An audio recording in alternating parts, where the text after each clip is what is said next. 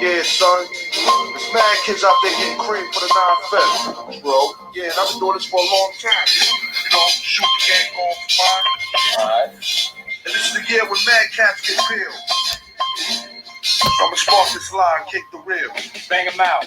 We know all this chaos in the realms of the street. Your local street dog got to make ends meet. The average Joe's far too slow for this ghetto pro. You better know, when I hit the streets, I like to glow, I like to glisten. And at the same time, stay low. Listen, motherfucker thing, I'm pursuing the dope. My stilo is symbolic to a kilo. Cash is popping, coke's cooking, beats copping. Ain't that some shit? A player that used to live in riches, now a state kid. Caught up in the ditch. In 94, Giuliani kicked out the door. In 95, niggas flip to stay alive. Peeling caps while I'm out in the cash. Throwing the half, Remy in the glass. Fuck the boom, then I blast. They wanna confine me, sneak up from behind me. Bust a cap in my back and put me where they can't find me. They hate to see a young player pay. I don't wanna see that song. They rather see it spray. But I'm like Diddy, a Terminator, squeeze the lead off. Using verbs and nouns like rounds to blow your head off. Hitting up spots, heating up blocks. Investing in stocks like Colombian blow crops. I'm out to get green and ain't no doubt in my mind. Fuck this broke shit, I'm hit, I get down for mine. I get down for mine. I get down for this. I get down for mine. I get down for hands on the regular. I get down for mine. I get down for this. I get down for mine.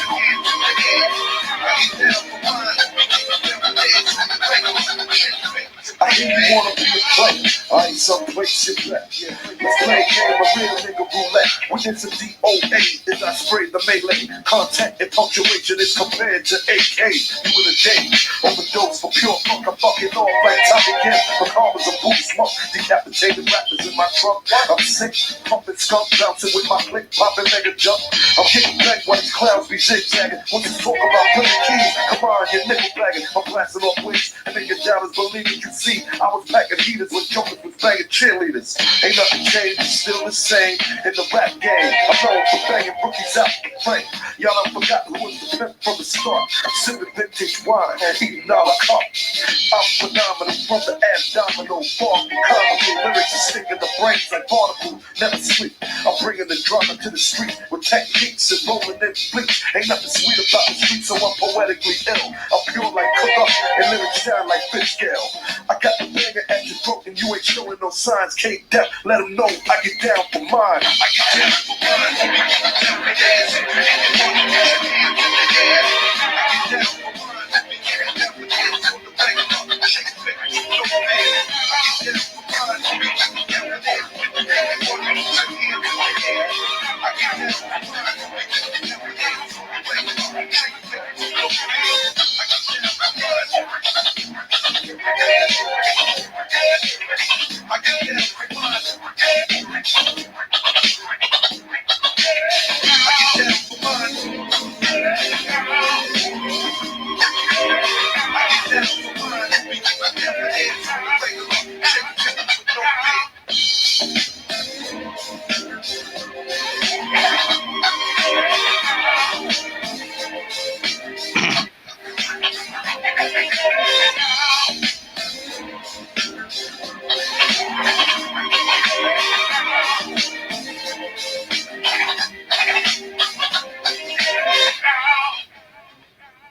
All right. What's going on, everybody? Welcome to this evening edition of Gangsta Talk. You know who it is? It's the Black Knight, aka Max Black. Shout out to everybody in the chat. And T, my host, Dame Frankie, my co-host, and everybody else that's getting coming on in. Going to let a few people come on in first, and I'm going to start talking. You know, tonight we're going to talk a little bit about providing maximum protection for the environment that our women and children are in. Okay, and so you can call it solutions for protection, or you can call it protection solutions. But we got to start having this conversation, and we need to have this conversation often until we start getting in our minds that we need to protect our own. As you can hear, my opening theme is I get down for mine, you know? That's pretty much what it's about. We need to start getting down for hours. We need to start protecting our own. I don't want to hear all this talk about, well, the black women, strong black women, you don't need no protection. That's some coward shit. I don't want to hear any coward shit. Okay? If you're a man, you shouldn't be a coward. If you're a coward, then you're not a man. That's the end of that discussion. All right? So, shout out to Auntie and other people who are coming in. All right, all right. Okay, the numbers are starting to rise a little bit. So let me get started. All right, the title is Maximum Protection. What can we do to protect our women and children better? What should we be doing? What are we doing now?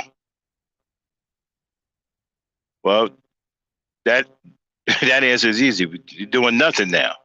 So we need to start doing something. So you need to gauge what the black woman is talking about, right? When she said that she's not protected, right? That's a real thing because she's not. All right. I mean, one of the greatest brothers in history, Malcolm X, said that the black woman is the most, well, actually the least protected. So we need to change that, and we can change that.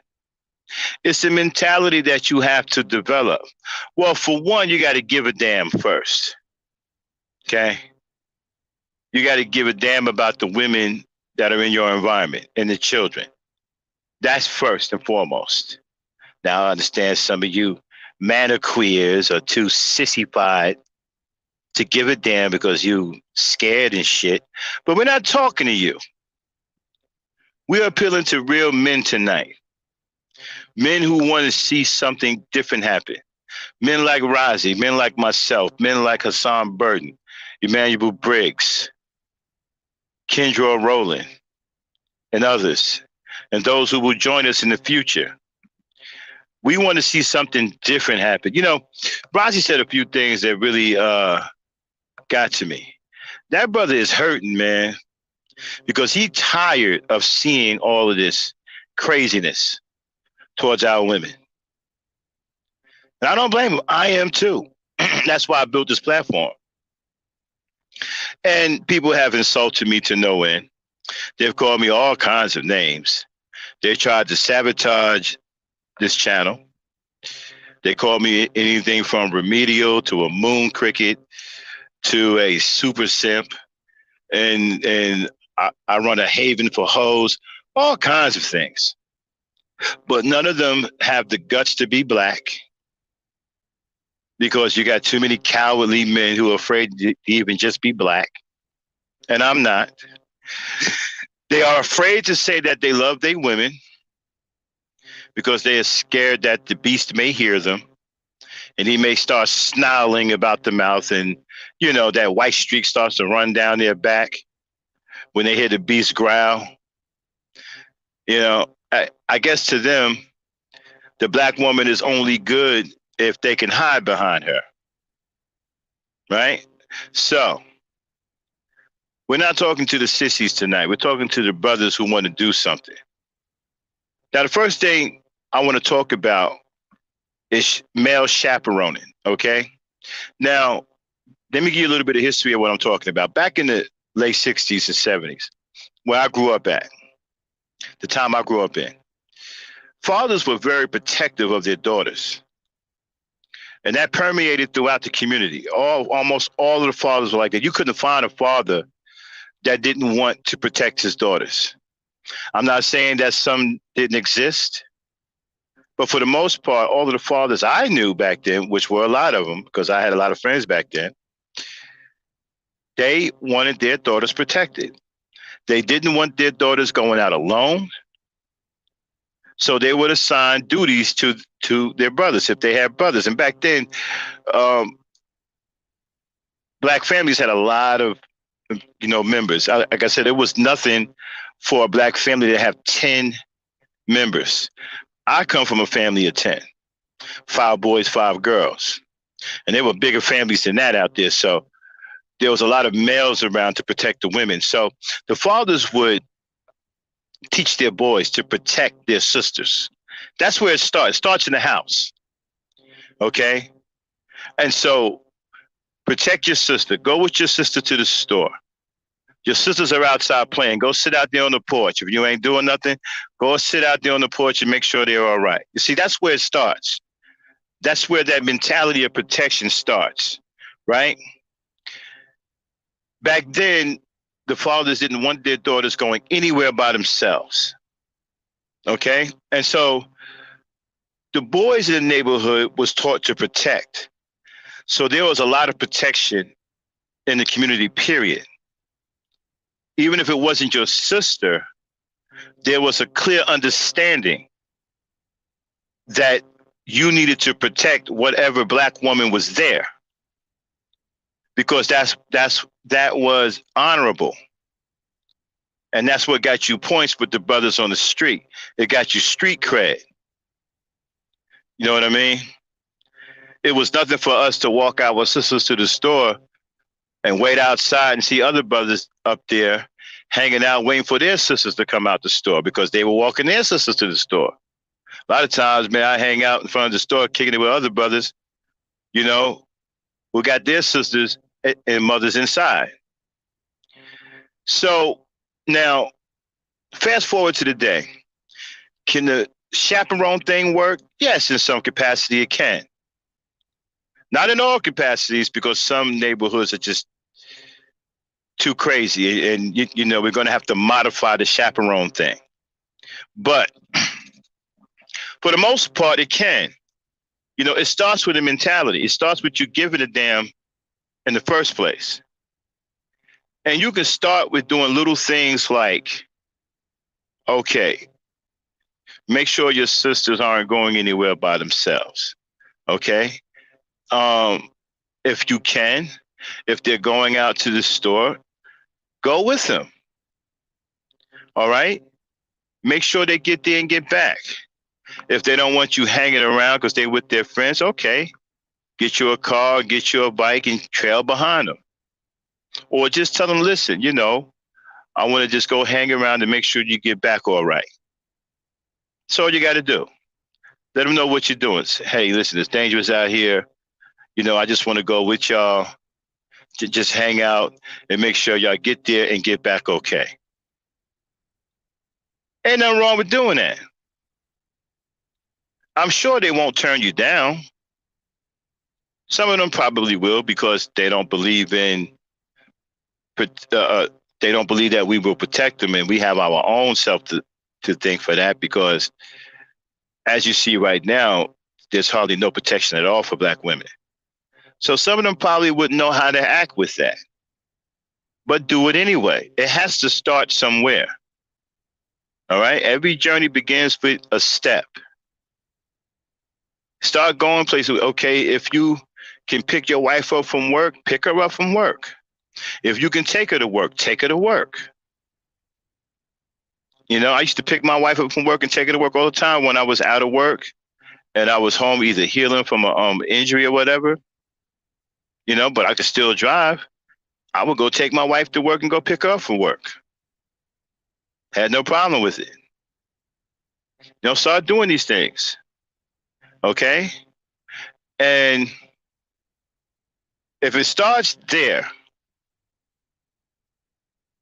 with you accompanying your sisters or your daughters or your girlfriend, if it's your girlfriend and she's used to going places by herself, talk to her. Say, hey, sweetheart, listen, this is COVID-19. You got crazy white people out here, a lot of shit going on.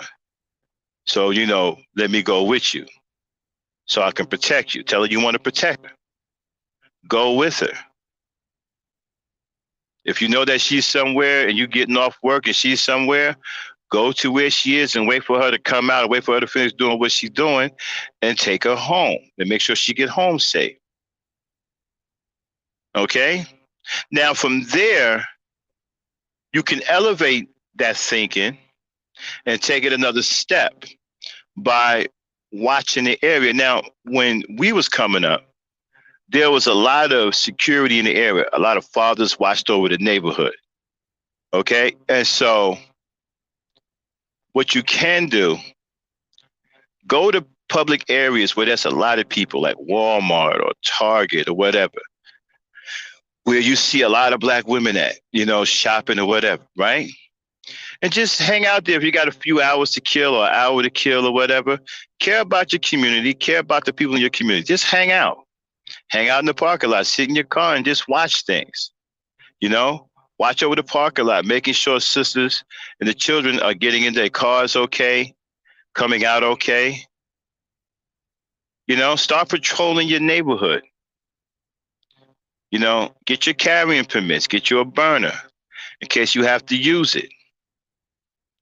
Don't let nobody run down on a black woman. If you see some crazy motherfucker, white boy, whatever, running down like they did in that, like the white boy did in that Walmart parking lot, don't let that happen. Now, that brother that was there, he had that protective mindset. He showed up with his gun and he stepped to that white dude. That's the way it's supposed to happen. You don't let nobody run down on your woman. You don't let no dude, especially no foreign dude, run down on your women. And you don't let no foreign person or somebody that's non-black, right, put their hands on your children. I saw a video, man, to where a white woman kicked the hell out of a dude's son. I mean, she literally punted that kid. You ever see a punt or a field goal? It was a field goal kick. And you know what he did? He turned around and said, yo, you need to watch what you're doing. What? See, that's the time you're supposed to go to jail. See, you're supposed to have laid her out and deal with the consequences later. You got lawyers out there. People understand, hey, they got crimes of passion, don't they? Hey, you was in the heat of the moment. Somebody, she kicked your kid and she hurt your kid. You are protecting your kid. Reasonable people will understand that. Don't let nobody do that to your child. That couldn't have been my kid. I wouldn't be talking to y'all right now. Well, I probably would because I'd have got out of jail. I'd have found a good lawyer. I'd have got out of jail. But I'm just saying, you don't let nobody run down on your women. Don't let nobody run down on your children. You don't want nobody getting within 10 feet of your family. You keep that area clean. Okay? And then another thing, just because you don't know her, just because she's not your sister, don't mean she's not your sister. Every black woman should be your sister. Every black woman in your community and everywhere you go where you see black women, you should have a mentality that that's your sister. Okay? Let me explain something to you. When other men start seeing black men around and start seeing black men intervening, when they're trying to shout on these sisters, okay, the behavior will change. See, they only run down on our sisters now because they don't have no fear of any retaliation from black men. A lot of black men are mentally weak, emotionally weak, and have a childlike mentality. Yeah, big and strong, but mentally weak and immature. You see, you can scare a child. You see, when you have a childlike mind, it's easy to scare a grown man when he has a childlike mind. And most of these brothers are scared because they're very immature. And even though they're 40-some years old, 35 years old, they have the mind of a teenager. And so it's easy to scare them, you know. So you got to come up out of that. You got to stand your ass up and you got to face the bully in the schoolyard. And by the way, you can talk all you want. Okay, you can get your intellectual game on. And you can be as articulate as you want. But let me tell you something. You're not going to talk this beast down. You're going to have to fight this beast. That's the only way you're going to get him off your ass. Okay? I've never seen anybody talk a bully down who didn't put their foot in the bully's ass first. Hold on one second.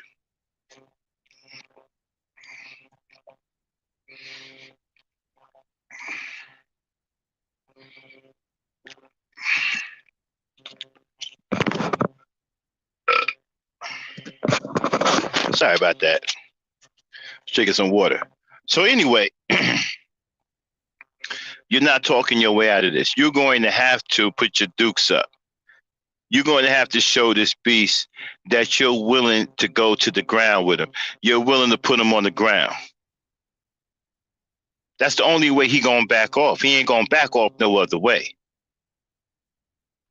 And all you so-called manosphere dudes who think you smart and think you can talk your way out of this, you dumb as hell.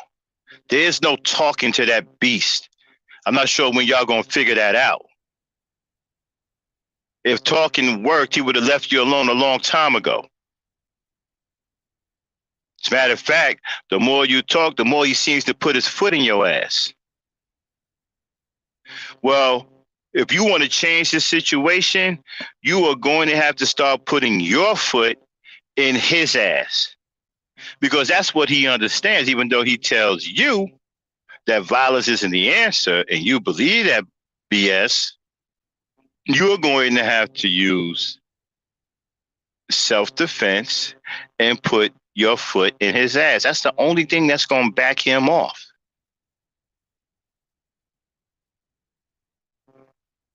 I got news for y'all.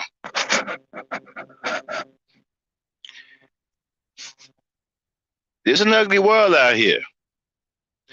Nobody's going to give us anything. Everybody's trying to take shit from us. And we have a lot of people who are talking BS, not giving you any kind of solution, and afraid to tell you the truth because they're afraid of conflict. They're scared. Okay? You're not going to be able to live your life being scared because he ain't going to stop bothering you.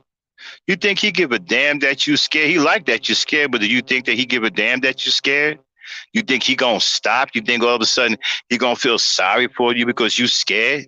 And he just going to leave you alone because you being a good little Negro, a good little Sambo? Oh, absolutely not. As a matter of fact, that's going to make it worse. See, let me tell you the truth about you Sambos and how the white people really think of y'all. They think y'all disgusting. And they think that y'all crazy to turn on your people like that. If for some reason y'all got it in your mind that you're going to become honorary white people and that they're going to respect you and care about you, they don't give a damn about you. They ain't going to they don't respect people that turn on their own people. And if you think they're going to trust you after you turned on your own people for them, you out of your goddamn mind. You're dumber than they think you are. So here's the bottom line with the protection. At some point, you're going to have to fight. It ain't going to happen no other way. Now, you can sit up here and get scared and have all these conversations about, well, what if he pulled out a gun? The white man got this, the white man got that, this, and that. Yeah, you're going to be in trouble. You see, that's the way a coward talks. I expect y'all to get into these conversations talking about something, well, it's stupid to do this, stupid to do that. No, it's stupid to let people brutalize your women. It's stupid to let people brutalize your children with no fear of any repercussion from you. That's stupid. That's what's stupid. And you're stupid for not doing anything about it. And you're stupid for thinking that if you don't do anything about it, it's somehow going to stop. That's what's stupid. It's going to come down to some good old-fashioned ass kicking, bro. Now, we can sit up here and have these intellectual debates. We can sit up here and talk word games, semantics, whatever you want to do, right? You can pull out your degrees and have at it. Have these long, drawn-out discussions until you're blue in the face. But when you're done, you are still going to have to do some old-fashioned, simplistic shit. And that is get down in the gutter and kick somebody's ass to get them off of you. That is what you're going to have to do. Now I don't understand. Now I don't know if you built like that. And I know many of you think that, no, Max, that's wrong. That's primitive, man. You're thinking like a caveman. We can talk our way out of this. Really? Well, we've been talking for what, 400 or 500 years, and we've gotten actually good at it. How come nothing has changed? How come things have gotten worse? So what kills me is you intellectuals insult other people's intelligence, but you keep doing something that doesn't work. So if you continue to do something that doesn't work, how are you insulting someone else's intelligence?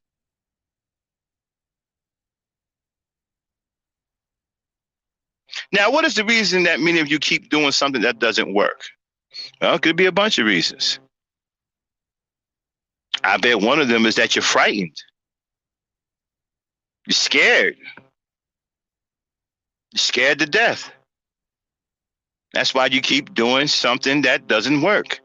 Talking doesn't work. And even if you do think it works, the part of the talking that does work is to their benefit, not yours.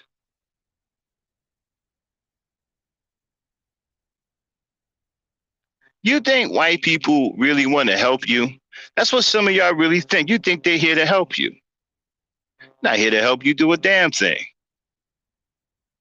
They're here to help you help them stay on top. Now, I'm sorry if I'm not speaking like I have a college education. I'm sorry if I'm not extremely articulate and I'm not throwing out the $25 words. Sorry about all that. I don't talk that way because I don't give a damn about talking that way. I look at reality. I look at what's going on in the real world. I always say, I live in the real world in real time. I watch what's going on. I watch what goes on in real time. And in real time, Negroes are getting their ass whooped. And their women are in danger, and their women are getting their asses whooped by non-black men. Not even black men. Now, I'm not condoning black men beat up women. Black women, most certainly not. But there's a lot of non-black men throwing hands with black women. Going upside their head. I mean, trying to clobber our women. Like they're on some Flintstone cartoon. Let me tell you one of the most disgraceful things I've ever seen, and I lost respect for this brother. I had a lot of respect for this brother until I seen him do a video about a black woman being punched in her face by a white dude. And I sat up there and I listened to him make all kinds of excuses to not say anything was wrong with what he saw. As a matter of fact, he justified the white boy hitting the black woman. You see, and that is the difference between us and other races of men. For some reason, when our women get attacked, we make these videos and try to explain the situation. Well, you see, she probably came at him and old boy got mad, got tired of her mouth, and he hooked off on her. Let me tell you something. That kind of talk coming from a black man is an absolute disgrace. And a black man like that don't deserve the respect of other black men. That's treacherous talk. That's the way a traitor talks. You see them non-black men, other races of men, they don't talk like that. Now, let me give you some examples.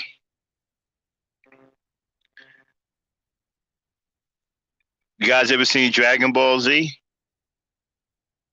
Goku, Vegeta, ring a bell? Well, Goku got this really, really powerful finishing move. He got two of them. One is called a spirit bomb, which can pretty much annihilate anything.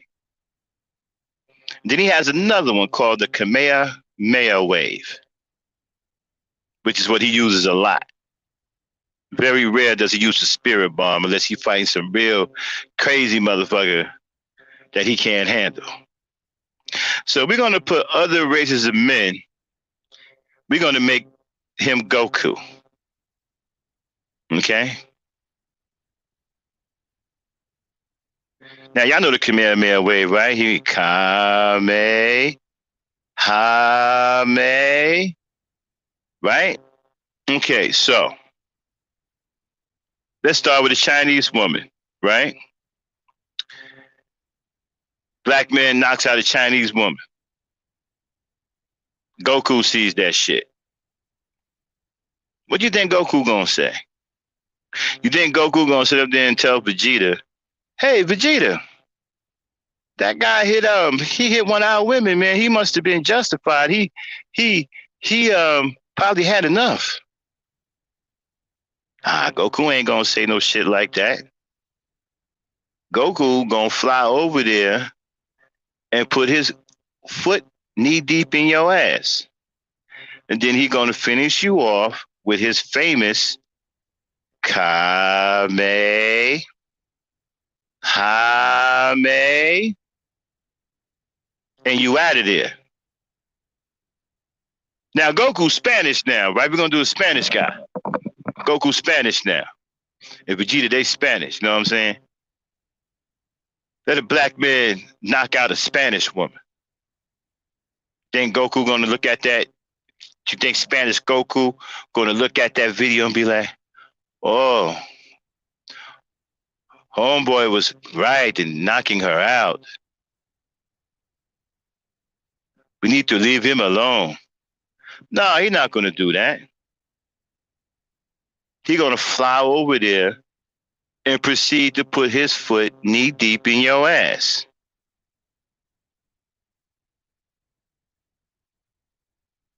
And then he's gonna finish you off with the Kame, Hame. Now let's just say Goku is white. Well, some say he's white already, but anyway, he's white. And you knock out a Becky. You think white Goku gonna say, you know, that black guy was right. She did talk too much. He should have knocked her out. No, he ain't gonna say that. What he's gonna do is fly over there and proceed to put his foot knee deep in your ass. And he going to finish you off also with a, well, actually, he hates you. So he going to the spirit bomb. He going to have all white people lend him their energy. And he going to make this huge spirit bomb. And he going to disintegrate your ass. Now, let me ask you. Why do you think those Gokus reacted that way? Why do you think they didn't sit up there and say, wow, the black guy was right? Why do you think all three of them Gokus flew to him and took it to his ass and then finished him off? Well, I'll tell you. Because they don't give a damn about what she did. All they see is you attacking one of theirs. And they're not going to let you get that. They're not going to let you think for 1 minute that you can lay hands on their women and get away with it. They don't give a fuck what she done. She could have pickpocketed you, stole your lunch money, slapped your mama. She could have been busting caps at you. They don't give a fuck about none of that. All they care about is that you put your hands on one of their women. And they not going to stand for that. They not going to let you think for 1 goddamn minute that that's okay to do or that's something you can get away with.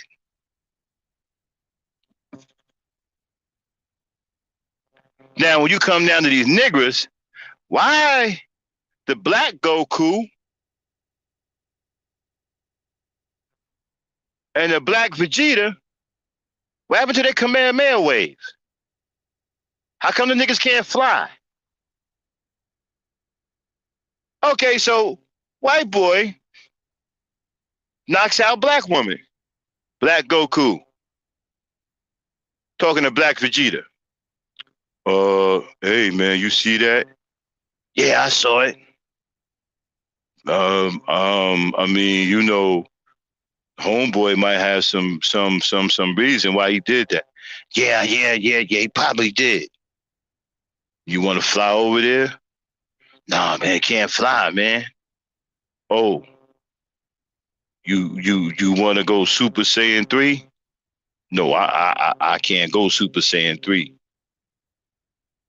Why don't you give him your Kamehameha wave? Nah, man, because he might, you know, fight back. I don't know, man. So, well, she a strong black woman, right? So, well, you know, we're gonna let her deal with it.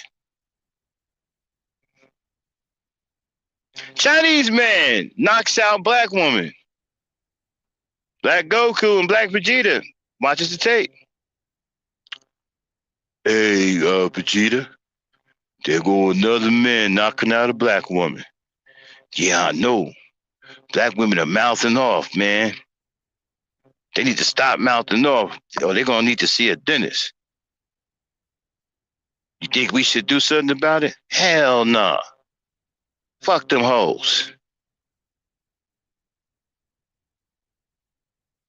Spanish man knocks out black woman. Here go Black Goku and Black Vegeta again. Hey man, this is becoming a trend. But man, you Black Goku, man, go over there and give him a Kamehameha wave. Man, fuck that, man. Ain't trying to go to jail. Nigga, you a Super Saiyan, right? You can break out of jail. No, man. I heard if you go to jail for one day, you gonna get institutionalized. I ain't going to jail for no black woman running her mouth. That's her fault she got knocked out. Nah, man, you know what, Goku? Somehow I feel we should be doing something. We black Saiyans. Nah, man. I'ma let it go. She shouldn't have been talking to him like that. But don't you think other people may think we cowards? You talking about, man? I'm Black Goku. I shoot Kamehameha waves and spirit bombs and shit. Yeah, but you ain't done that in a long time, bro. Last time you did that, we were in the 6th grade. And you did that against a girl, little Molly Washington. You blew that girl up. Yeah, I know, right? I blew that bitch up, right? Yeah, man, you blew that bitch up, man. Oh, Molly Washington, boy, you gave her that, yeah, what I hit it with? The car, man. Car, yeah, man. See, that's what the black woman got to deal with. Cowards like that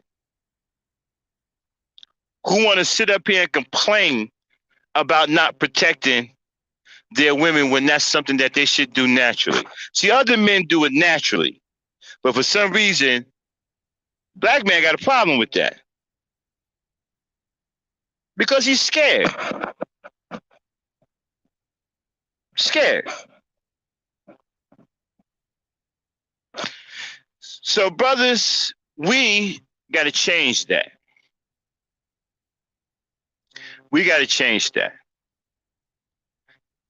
We got to get to the point where the next time they see a video of a man, I don't care if he black, striking one of our women like they ain't got no damn sense. Within that same video, they need to see that man getting his ass whooped.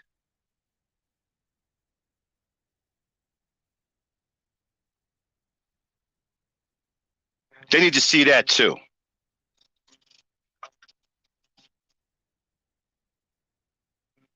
Okay? Because that's what it's going to come down to.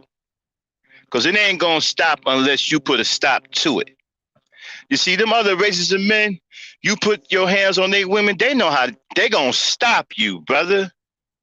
They're going to put an end to that shit. They're going to make sure that not only do they stop you, but they send a message to the rest of you that want to put your hands on their women.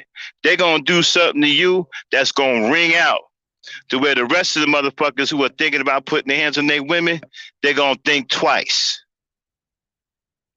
And that's where you need to be, brother. You need to have an image that when other men are looking to do something to your women, they will think twice because they are afraid of you. They know that you are going to retaliate.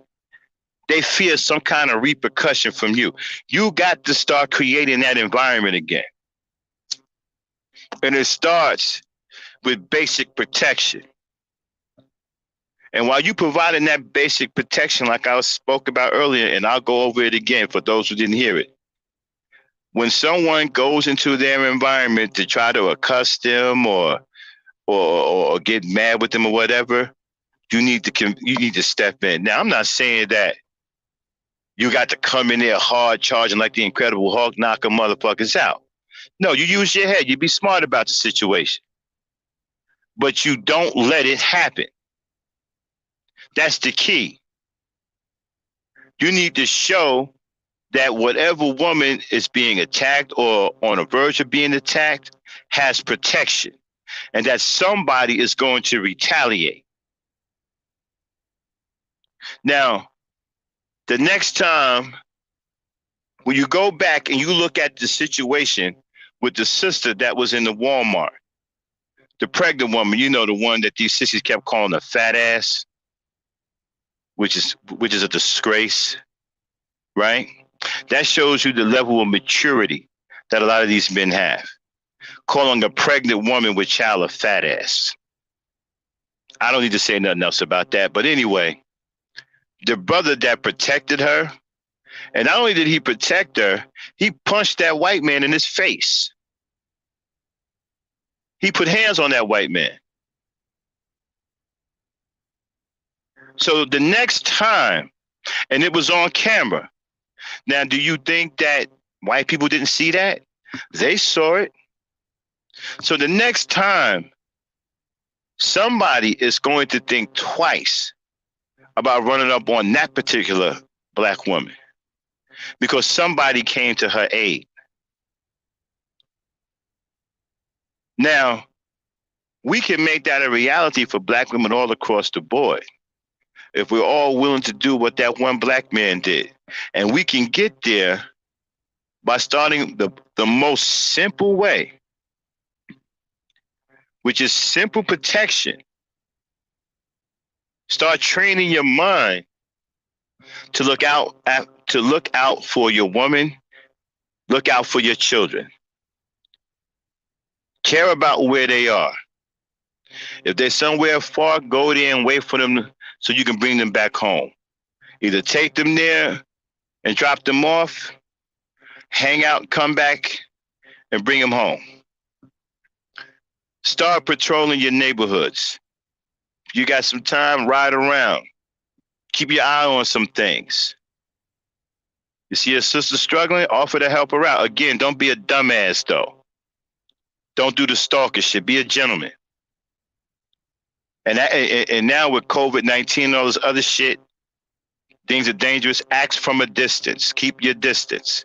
Act from a distance. Don't just be running down all up in her face talking about this, and that. She might pull a gun out and bust a cap in your ass because first of all, you ain't protected. So she might think you're trying to harm her. So act from a distance.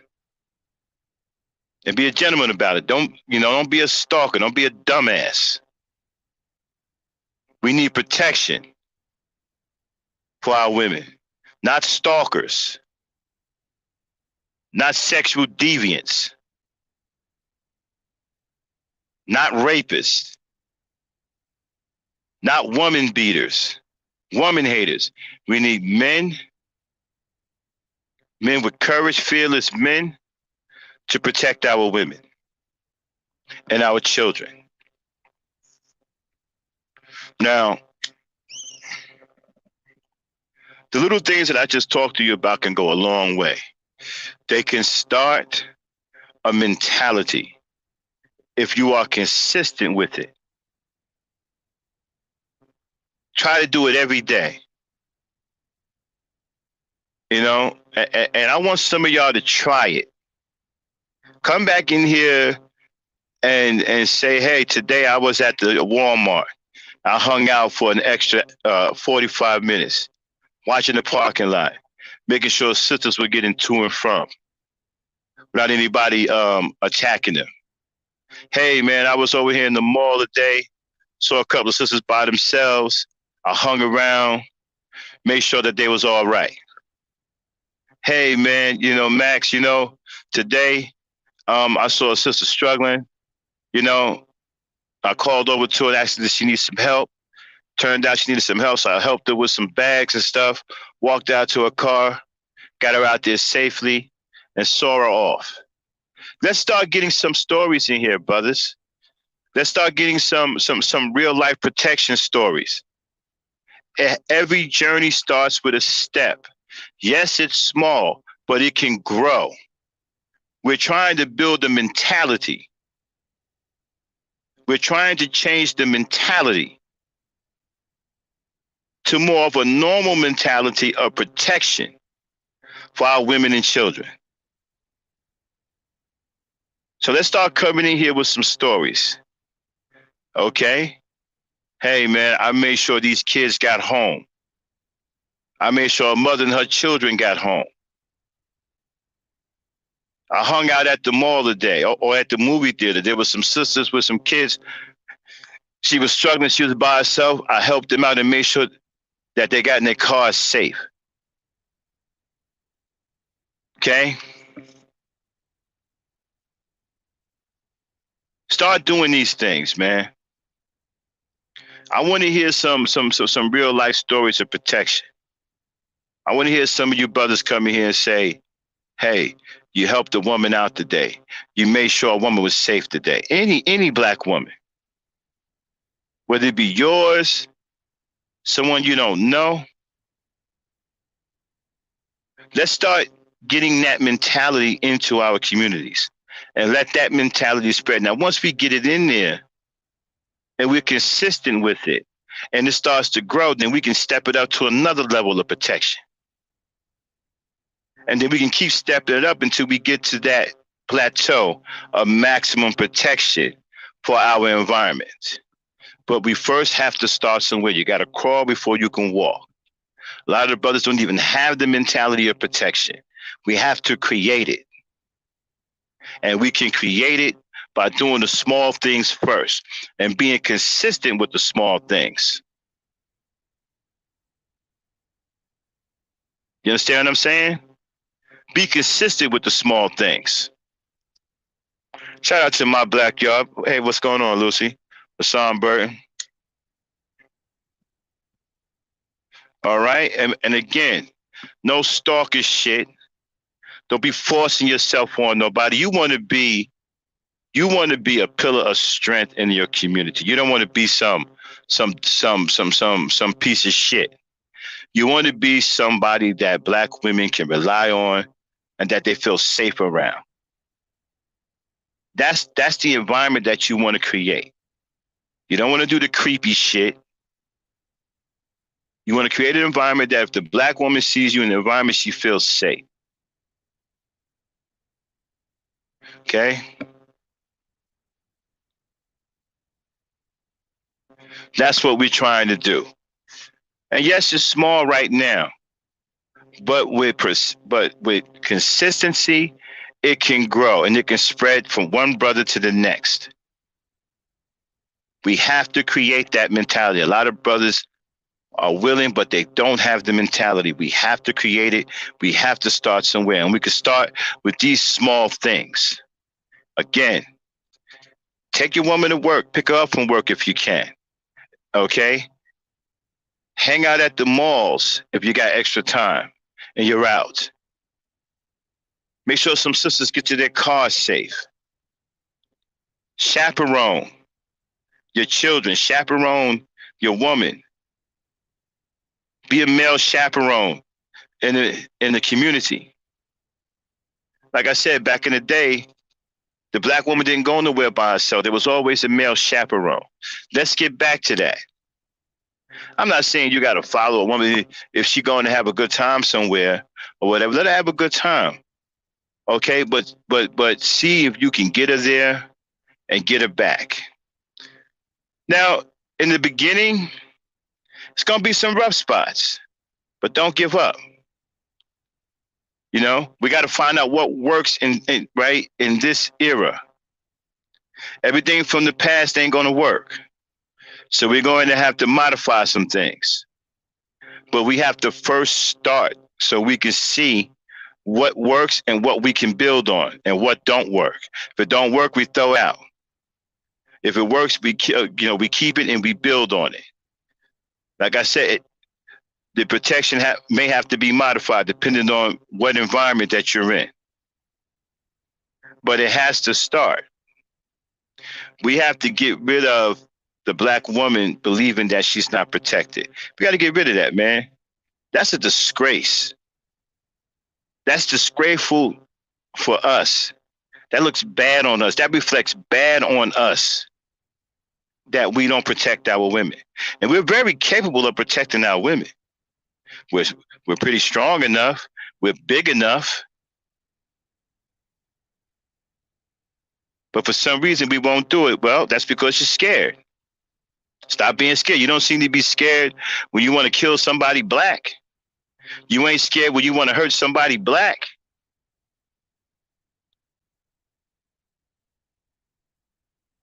Don't be that person that wants to hurt other black people. Be that person that wants to help black people, that wants to make the environment safe for black people. Be that person. And be that person, right, that stands up against adversity when it's coming to your community and stand up against people who would dare try to put their hands on your women and children in a harmful way. Be that person. I don't want to hear about, but what about, man, you're going to get killed and all this, and that. Well, you're going to get killed if you don't. That white man going to try to kill you either way, son. At least fighting back, you have a chance to survive.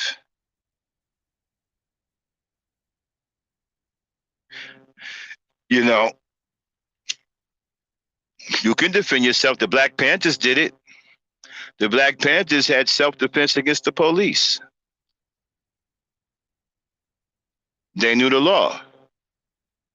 Got to study the law. But one thing you can't be scared. Scared ain't going to get you nowhere. Matter of fact, scared to get you dead quicker than anything else. Because by you being scared, that white man becomes more and more brutal. That beast gets worse because, you're scared. It's like being able to smell blood. So he just going to turn it up. You know what I'm saying? There was a movie called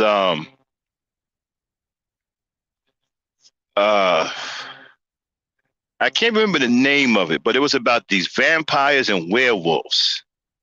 They called the werewolves lichens, right?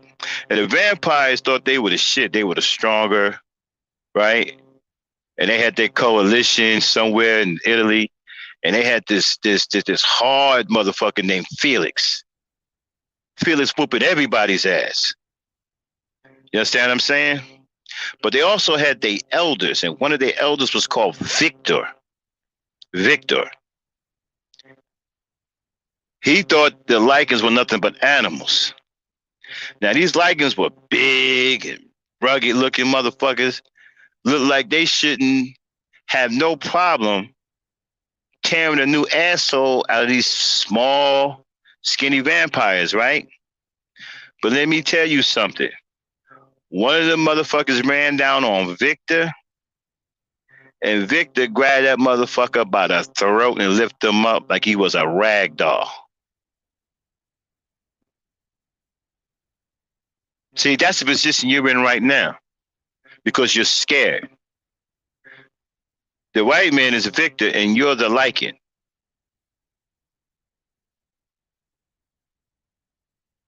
You understand what I'm saying?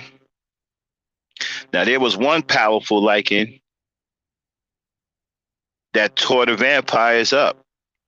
You need to be that Lycan, that strong, brutal motherfucker.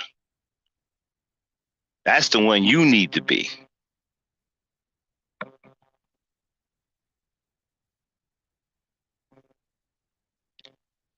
Again, you can't be scared. You putting your own life in jeopardy just by being scared. You don't even realize that. Because the more scared you are, the more this beast is going to turn it up. He's trying to get rid of you anyway. So protect your women and children.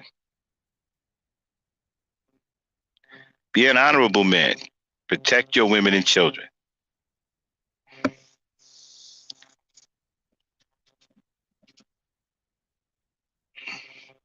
Exactly, Marsha. Yeah, underworld, bro, speak.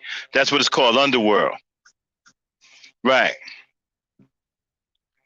And so, again, to recap what I was talking about, because I'm at the end of my rant. To recap what I was talking about, let's do the small things first. Our goal is to build the mentality of protection to the point where it becomes natural. That's our goal, okay? You want to start doing the little things. Chaperoning your women and children. Go places with them. Make sure they get there safely. If you got time while you're out, patrol the neighborhood. See sisters walking by themselves, hang out there for a second. Keep an eye out on them, but keep your distance. Make sure they're getting where they got to go all right. Go to the mall, go to the Target, go to these big public places where black women like to go and shop. Just hang out. Watch the area. You know? Make sure the sisters with the kids and are getting to their cars okay. If you see something go down, then you intervene. Let people know who have the mindset to harm our women and children that they have protection, that some black man is going to intervene. Let's start putting that out there. Let's start showing up in these videos that these people are taking of our women getting beat up. Let's start showing up. And let's do the beating up. Let's start doing the beating up. Okay? No one's going to fault you for defending someone who can't defend themselves. Most of our women can't defend themselves. Most of our women are just nothing but a target. They're soft targets. Even if you got arrested, that probably wouldn't be a hard rap for you to beat. So don't be so worried about police intervention.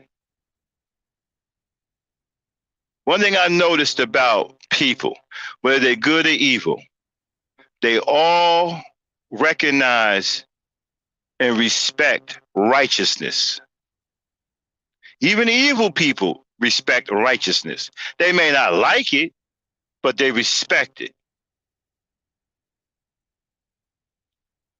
So if a big man is going upside the head of an 11-year-old girl and you run down on that big man and you hit him in the mouth and you knock him out cold, that's righteous.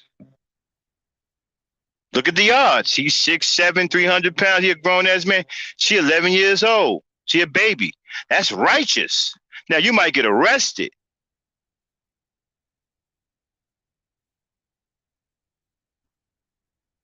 But I believe 100% you'll beat that rap.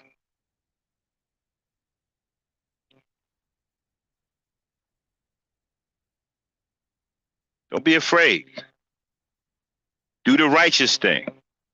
Let's start getting some stories in here of righteousness. Let's start getting some stories in here.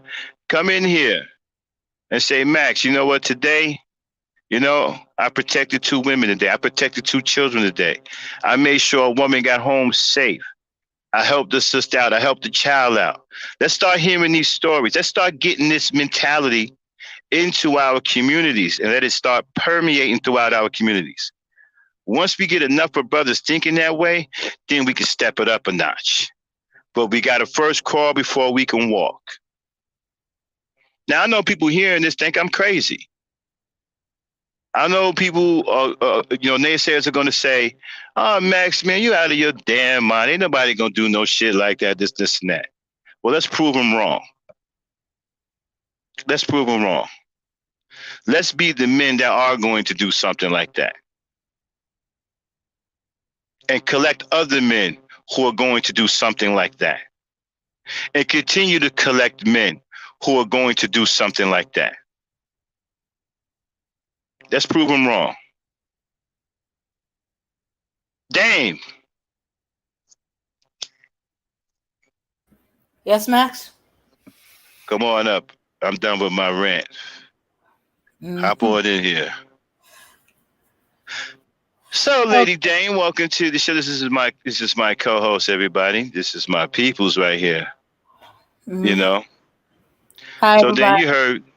Dame, you heard the rant. Give me your perspective on what you think. You think what I'm asking is unrealistic? Oh yeah, and throw the link out. The link is open, y'all. The panel is open for anybody who want to come up and have a conversation with me about my plans for maximum protection. If you say nay, if you think that I'm crazy, that's fine. Okay? We can have a discussion. I'm not here to bite nobody's head off. I'm just trying to do what I think is right.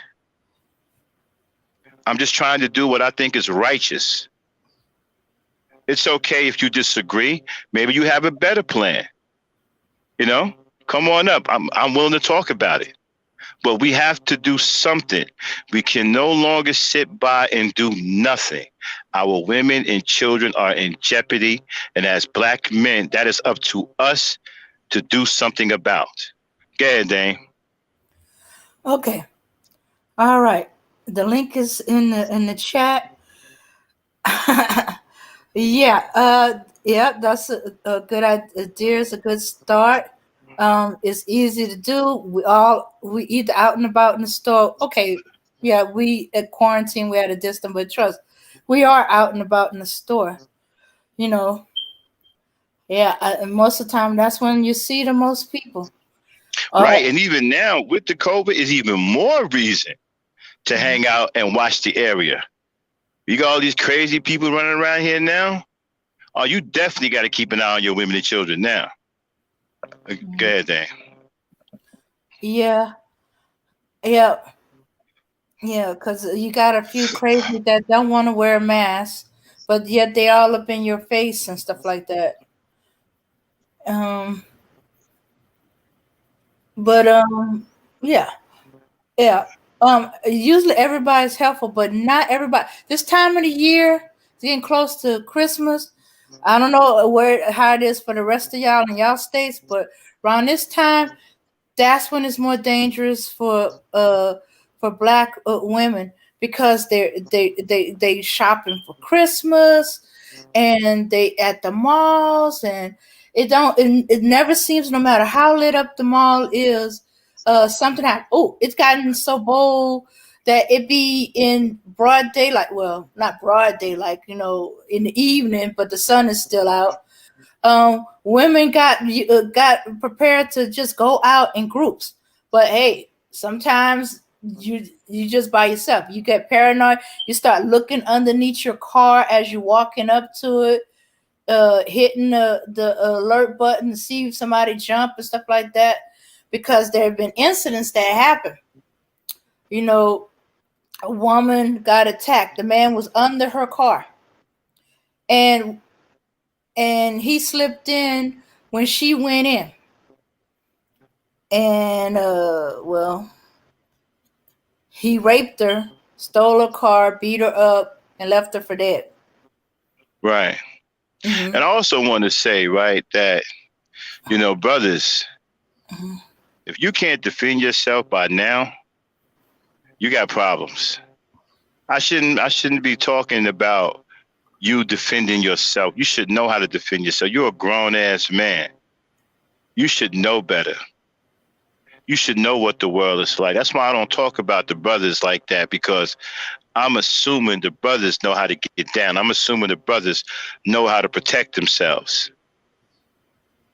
It shouldn't be somebody have to tell you how to protect yourself. You should be telling other people how to protect themselves. We should be masters at it by now. You 40 some years old, 45, you talking about you don't know how to fight and you don't know what to do. Man, you better take a karate course or something. I mean, you tripping with whack juice. What are you talking about? How the hell are you 40, 45? You don't know how to fight, or I'm 53 and I can still fight. I prefer not to, but I can and I will. I don't like shooting people, but I will if I have to. But I mean, if you don't know how to fight, man, you better learn. It's too late in the game, 40, 45 years old, talking about you don't know how to protect yourself. The hell you been doing for 40 years? Go ahead, Dane. Okay. Well, some of them didn't learn to fight. Either, hey, let's face it, we got a lot of, they were part of a single parent home. Nobody taught them to fight, or the parent that is didn't want them fighting. Or they might throw some blows or anything, but they don't really know how to fight. They just throwing wild. They just swinging wild. Let's see. So they be willing to fight, but it's still gonna be some wild blows. Hey, Chino Azteca now. Chicano Azteca, you said, yo, what's up? I'm 5% African. Do that make mean I get the N-word pass now? Or what? I have no idea what that means. He's asking, Anybody? he got a little bit of African in him. Does he get the pass to say the N-word up in here? That's why I told him no to the N-word. Well, I said to the end. I hit the button while I was typing. So. Yeah, we trying to stop using that. I know that I say it a lot. I'm trying to correct myself. That's why I say Negroes. I try to say Negroes more than I say the N-word. I'm trying to work on that myself. We got to be examples. If we're going to be leaders, then we have to be examples to the people, So I have to stop saying it too. You know what I'm saying? People hear me saying it in here, and this is my platform, and I'm the leader of this platform. If they hear me saying it, then they're going to think it's okay to say it. So I can't ask them to stop saying it if I'm still saying it. So I'm working on myself, y'all. I'm working on, not saying it at all. You know what I'm saying? So I'm getting there. I still got some work to put in, though. I still slip every now and then, especially when I get upset. Then y'all hear that shit come out. You know what I'm saying? So I'm working on it. I'm trying to say Negroes rather than say the other thing. So, so I have to be an example. I can't ask other people in here to stop saying it when I'm saying it. You know what I'm saying? So I'm going to give a little leniency on that until I get to the point to where I don't say it anymore. And then I can be an example for everybody else. Go ahead, Dane. Yeah. Yeah, so as I was saying, so Chicano Azteca, he's new. Yeah, he's definitely new. I wonder if he wandered in the wrong section, consider the name, but nah, we cool. I mean, it's the Spanish brothers can come up in here. We ain't discriminating on no Spanish brothers, man. Latino brothers, whatever. Y'all come up in here. Y'all welcome to come up in here and say your piece. We welcome all people but white folk. And we ain't even gonna throw them out until we find out that they white and they on some BS. But nah, man, we welcome other people. Come on in, Latinos. If y'all want to come in, speak your piece, whatever. We ain't got no problem with that. Go ahead, Dan. Oh yeah. So they might have some that don't know how to fight.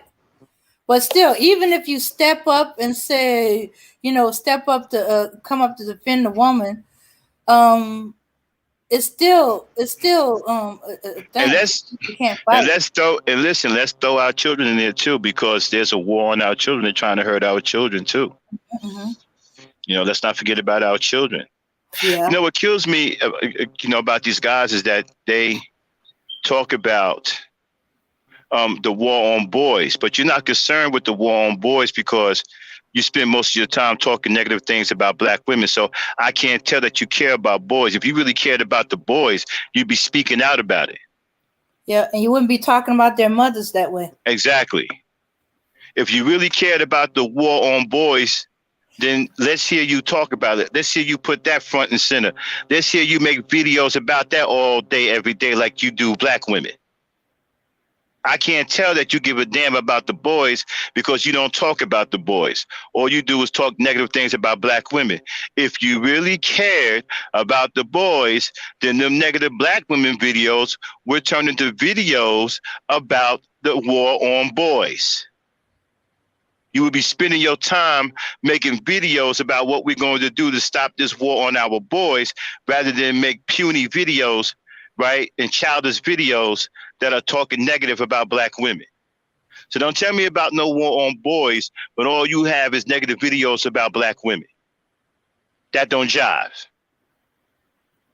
Yeah, Okay? and you contributing to the war on boys by talking Exactly. about their mother, leaving them open to people not of other communities think that they are not protected. So Right. if their mother's not protected, the boy ain't. Yeah, In and I'm fact, putting the you boy cats. probably in danger trying to defend his mother because you left her vulnerable. I know. Remember that boy we told you about who tried to protect his mother and sister and he was killed by his own father? Mm-hmm, mm-hmm. Okay, he died a hero. Listen, I'm putting you cats on notice. Don't come in here talking about no war, no boys. If you got nothing but negative videos about black women, I don't want to hear. Don't come in here with nothing about no war on boys, because you ain't serious about that, and it's obvious you don't give a damn about that. Because if all you're doing is making negative videos about black women, you don't give a shit about what happens to our boys. Because if you did, you would be making videos about that other than making negative videos about black women. We would see countless videos about the war on boys and what we're going to do to stop it all day long, like you do black women, right? I mean, some of you dudes make a negative video about black women just about every goddamn hour. Where's the conversation about the war on boys? You don't seem to be caring about the war on boys when you're talking crazy about black women. Where are these videos about the war on boys? Let's see those videos ring out all day long. Let me see you make a video about that damn near every hour like you do about black women. Then we can talk about some, maybe you serious about the war on boys. But if you making negative videos about black women every time you turn around and having these long ass live streams about a black woman's attitude, she won't spit and all this other little fucking goofy ass childish shit, then you don't give a damn about no boys. Mm-hmm. So don't come in here with that shit. Go ahead, Dane. Yeah. Oh yeah, Bro Speak was saying that hey, even if you can't fight, you can still pick up a stick, a rock, a brick, or anything and hit someone with the defend the woman. Yeah, and then if they get around to talking, I think they're gonna just be talking. They ain't gonna have no solutions. They're gonna somehow wrap it back around and blame their mothers. That's the way it always go with these people.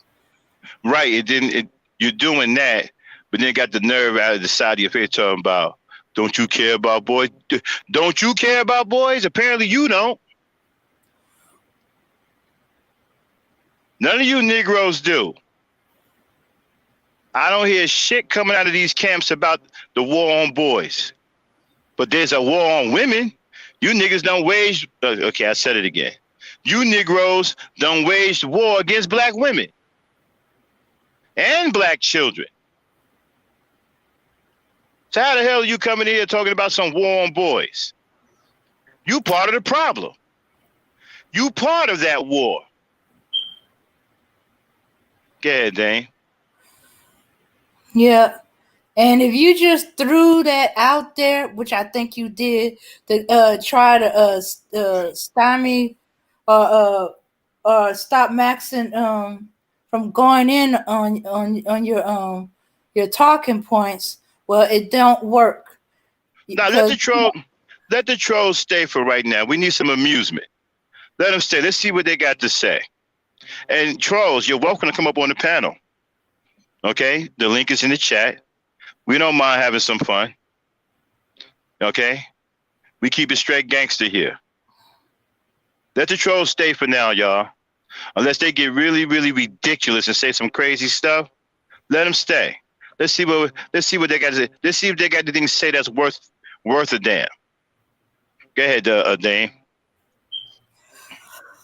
Oh yeah, so so I don't really think y'all care about the black boys, because I think you just threw that out there because Max was defeating your talking points, and you was getting all emotional. Because why all of a sudden disinterest or care about black boys? If you had thought about that, you would think about the mothers that are with them, that's raising them, and stuff like that. You wouldn't be talking about their mothers. You would be going in on the dudes who are complaining about child support. What about that war on the black boys? Not You know paying what? child support. Growing boys need a lot of stuff.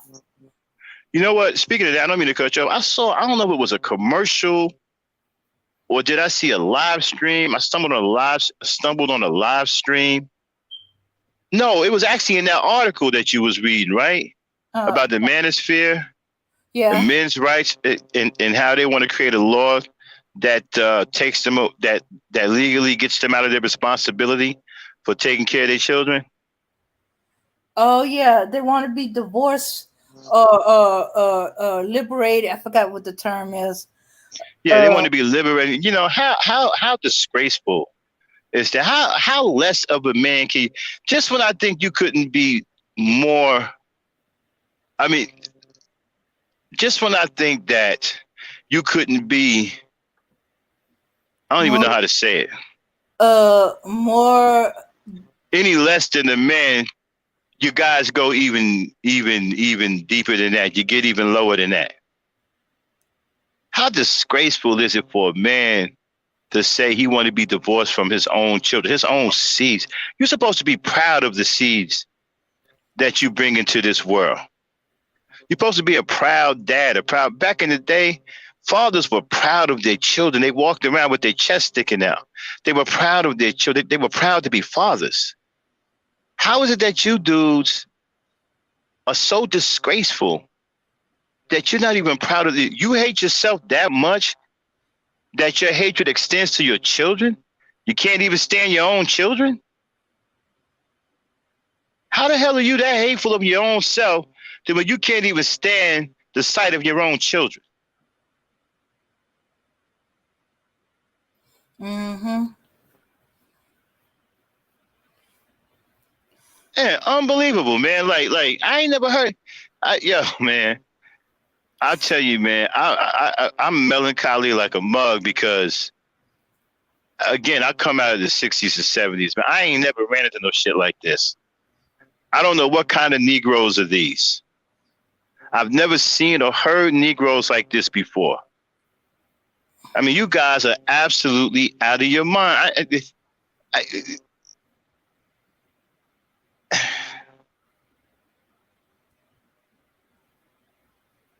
Do they know that? They keep talking about patriarchy. Do they know Yeah. that? These guys don't know shit about no damn patriarchy. They ain't even built for no patriarchy. I wish they'd cut it out.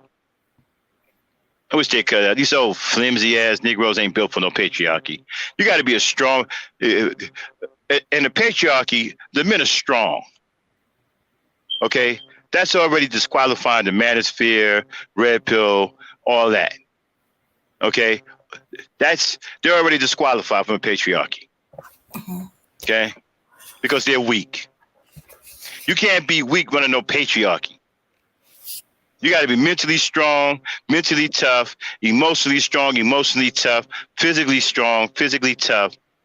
So that wipes out the entire maniqueers and the red pills and the SYSB, all these sissy boys. Y'all out of there, man. Y'all ain't built for no patriarchy. Get out of here. Stop talking about something. Stop talking about something you're not. Or stop talking about being something you're incapable of being. Yeah,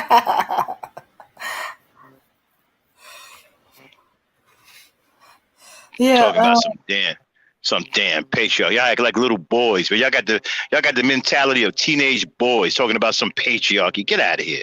Go ahead, Dane. Yeah, I was laughing. So she put, so they deserve the matriarch they keep complaining about.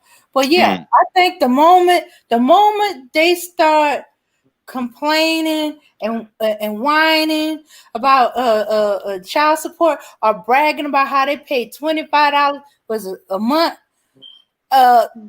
they should be cut out from mentioning patriarchy or say you're not part of the patriarchy.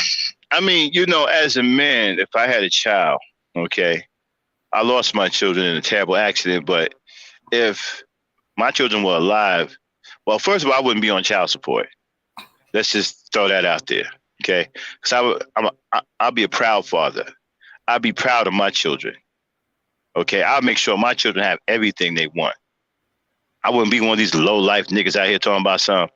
Yeah, man, I just want to pay the minimum, $25, and don't even want to pay that. That's a disgrace in itself. You can't even pay $100 a month for your child. You are out of your mind. Then got the nerve to talk about, nah, I pay my little $100 and the mother, she using the money. Duh, she's supposed to use the money. What are you talking about? She's supposed to use the money. She has to use the money to get the kids something. She's supposed to use the money. What are you talking about? They kill me with this. Well, the mother uses the money. What is she supposed to do? Not use it? The hell are y'all talking about? She's spending it on her. How do you know that? Well, she buying clothes. And okay, women buy clothes. She would be buying clothes if she was still with you. Was she going to get her hair done and her nails did? She would be doing that if she was still with you.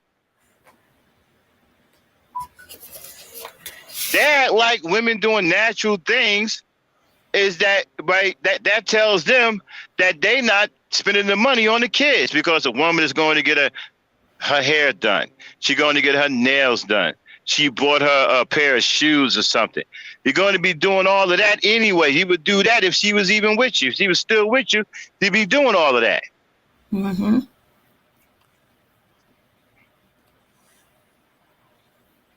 guys are some of the worst dudes I've ever seen, man. I mean, these dudes, you know what? And they are happy with that too, man. They think it's funny. They do. A lot of them think it's funny. And they feel good because they believe that they're putting the hurt on black women. And they feel good about that. I've watched them in some of these chats. They laugh. They think it's funny. I mean, absolute disrespect. Absolute pure hatred. We don't need that kind of shit in our society. Go ahead, Dave. Yeah. So there may be a war on our black boys, but y'all are the participant of the war. Well, I can't tell that there's a war on black boys because I don't never hear none of these Negroes talk about it. That's how I can tell that there's a war on black women, because that's all they talk about. That's why we just did we just finished up our 5-part series. And y'all check out our series here on the Ebony Star Network that we did. We did 5 parts to it. A lot of interesting stuff. It's called The War on Black Women, or Exposing the War on Black Women. I think Dane changed all of the titles. Okay, but it's the first one, second, third. We did 5 installments. We just wrapped it up last night on Ladies' Night, right, Dane? Right. Okay. Now we're on a new series here called Maximum Protection. You know, and if you want to go back to listen to this in the beginning, I already laid out the plan for maximum protection. Now we're in the solution phase. We're trying to create a protective mentality. So I'm not going to go back over it. So if you missed it, just, go back to the beginning, or, just do it on a replay or whatever. And so now this is part 1 of maximum protection. We're going to have this going on now for a little while. And then we're going to introduce another segment, but we're going to do our maximum protection segment along with our gent culture segment coming up. Okay. We got to start creating this mentality in our boys, because I realize that some of them have never been taught this. This is why they don't have this mentality. So us old heads, okay, who understand this, we got to start reaching out to the younger generation and start putting this information out there so that they don't only hear the poison from the manosphere. Okay? We got to start countering that poison that they're putting out in the manosphere.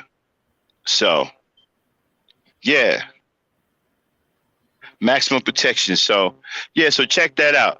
So that's all we hear. We don't know anything about no war on boys, because all we hear is the war on black women. And that's what we address. If there's a war on black boys, I can't tell, because all we hear is the war on black women. You want to talk about the war on boys, start making these videos and with the same enthusiasm, the same energy, and the same vigor that you put into making these negative videos about black women. Let's see you put that in the video about war on boys, and make one every hour like you do black women, and do it all day long, 7 days a week like you do black women. Then we'll say, oh, there's a war on boys.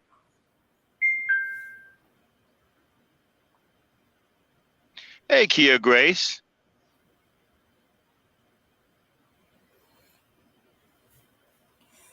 Go ahead, Dang. Dang, did you know there was a war on boy? I can't tell. Oh, well, I kind of preceded that. Since there's a war on women, there's a war on the children. And since boys are more likely to be her child or one of her children, yes, there's a war, but I thought of it as a war on children. Yeah. Yeah. So you left your responsibility with your family. You left her to handle it alone. So that means she has to work more. So who are with the children? If you're not with the children and she's working, I want to know, paying child support or I want to know your part. Yeah, but I want to know, and we don't mean to be redundant here, because we talked about this child support thing ad nauseum, but for some reason it just keeps coming up at different times. It's like we can't get away from it. Just when we think we finished talking about it, it somehow comes up again somewhere else. Because these guys are really pushing at this shit. Like, for example, I don't understand. How the hell do you know she's taking your child support payment and she's buying clothes with it for herself? How do you know that? What are you watching it? You got a private, wait a minute. You done hired a private investigator to follow her around. You got a camera in her house. You know somebody at the department store. She went and got an outfit. You know a friend of a friend of a friend. How do you know this? He's stalking her. Gotta be, right? and even if he's stalking her, I still don't know if he can find that out. Oh no! All he's doing, he's here with a new outfit he ain't seen before. It could have been. I bet you if we get one of these dudes up here who say that if he sends a child support payment that the mother is using the money on herself, I bet you he can't prove it. Oh, none of them can prove it. I bet you they can't prove it. And if y'all out there listening, here's a challenge. Come in here with some damn receipts that your baby mama is using your child support payment on herself. And don't just come in here and tell us about it. I don't want to hear nothing about, well, you saw her at Applebee's eating a burger with your child support money. I don't want to hear nothing that you caught her running into McDonald's and shit, getting some fries and a Big Mac with your child support money. That's not going to cut it. I don't want to hear nothing about she just came out of Payless with some new shoes with your child support money. We need receipts. We need physical receipts, and you can share your screen. We'll let you share your screen and show us that, cover your name up, show us your child support payment, and show us the receipts of what she's buying with your child support payment. And one more thing. You also have to prove that she's not using the money to take care of your kid. You got to prove that too.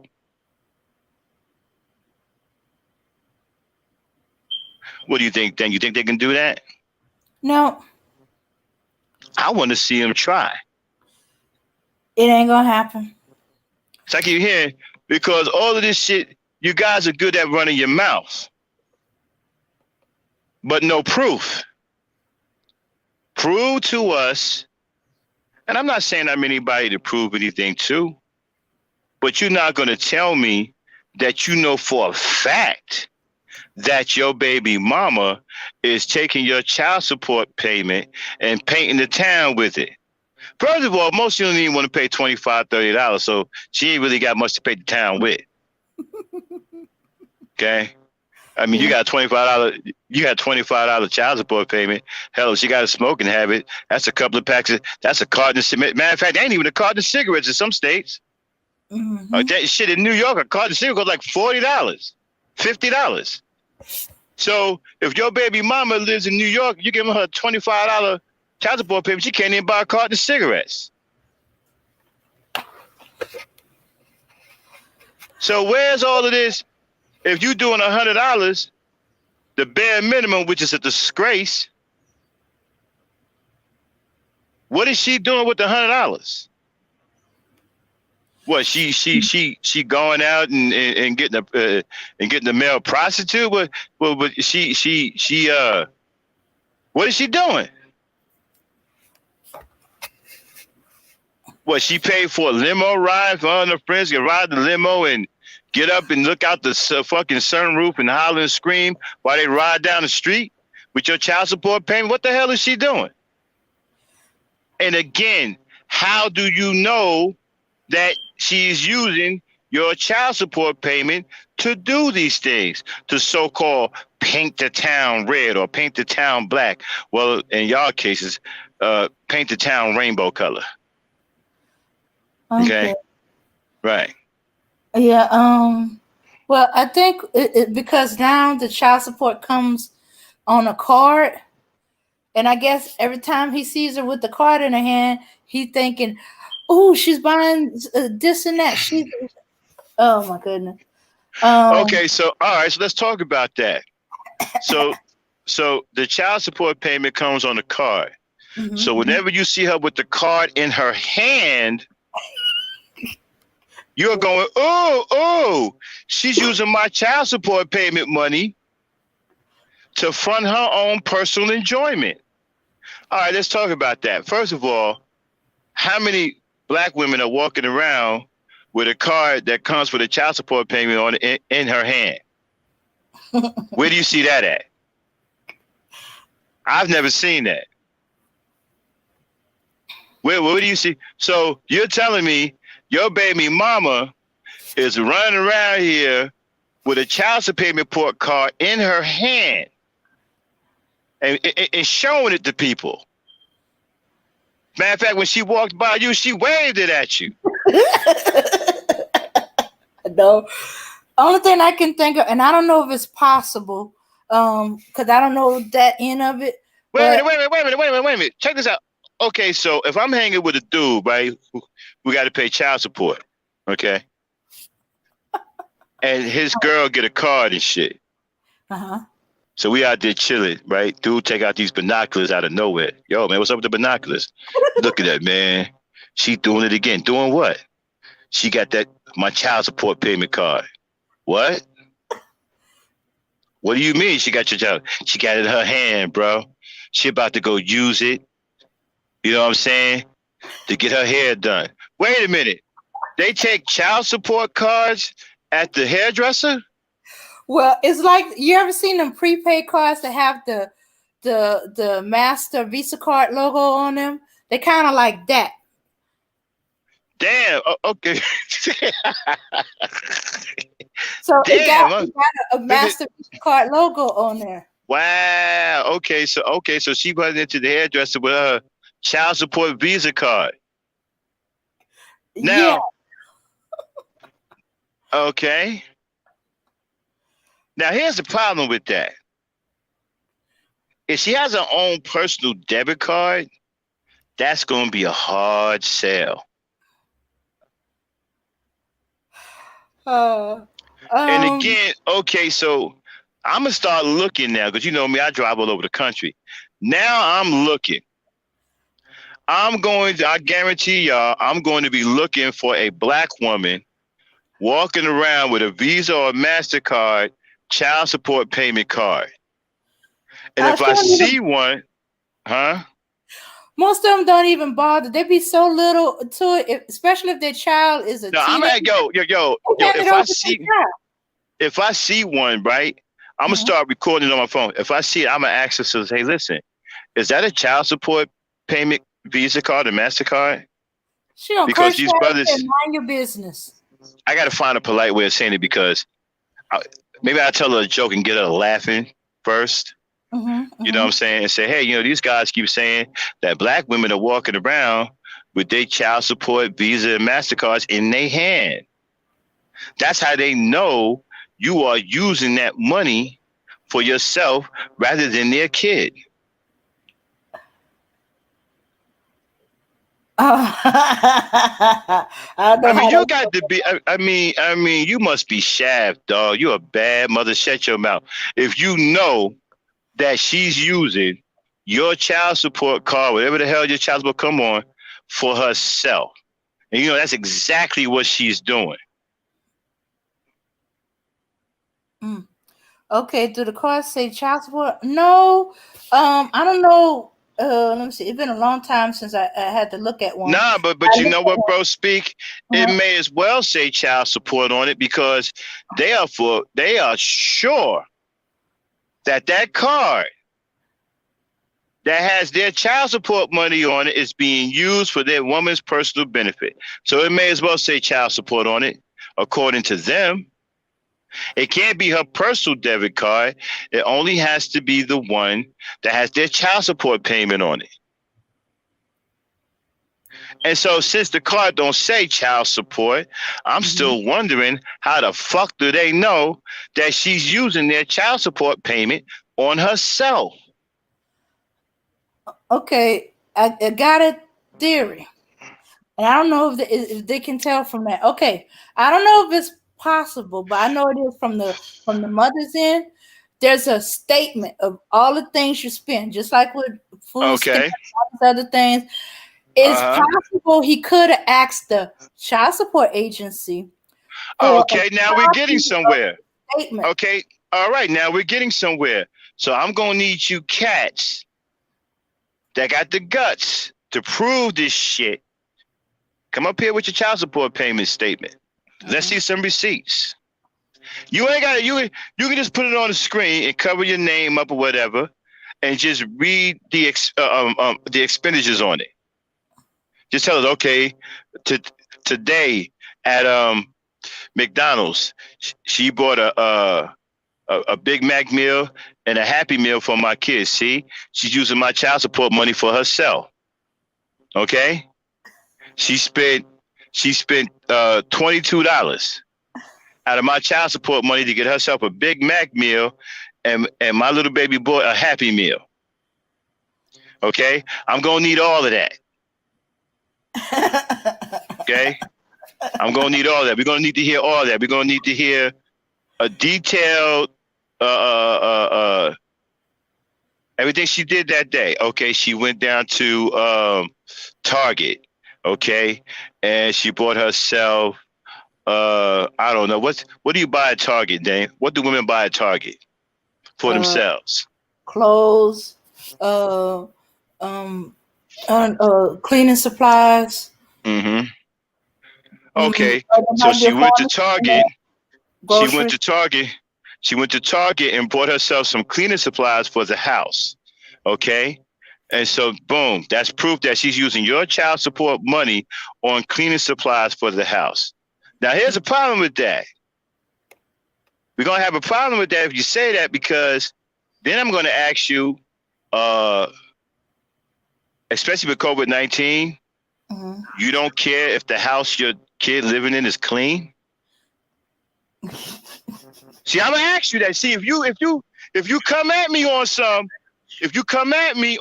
look, she bought some damn Lysol, some damn Clorox all-purpose cleaner, some damn Ajax, a damn mop, some damn paper towels with my child support money.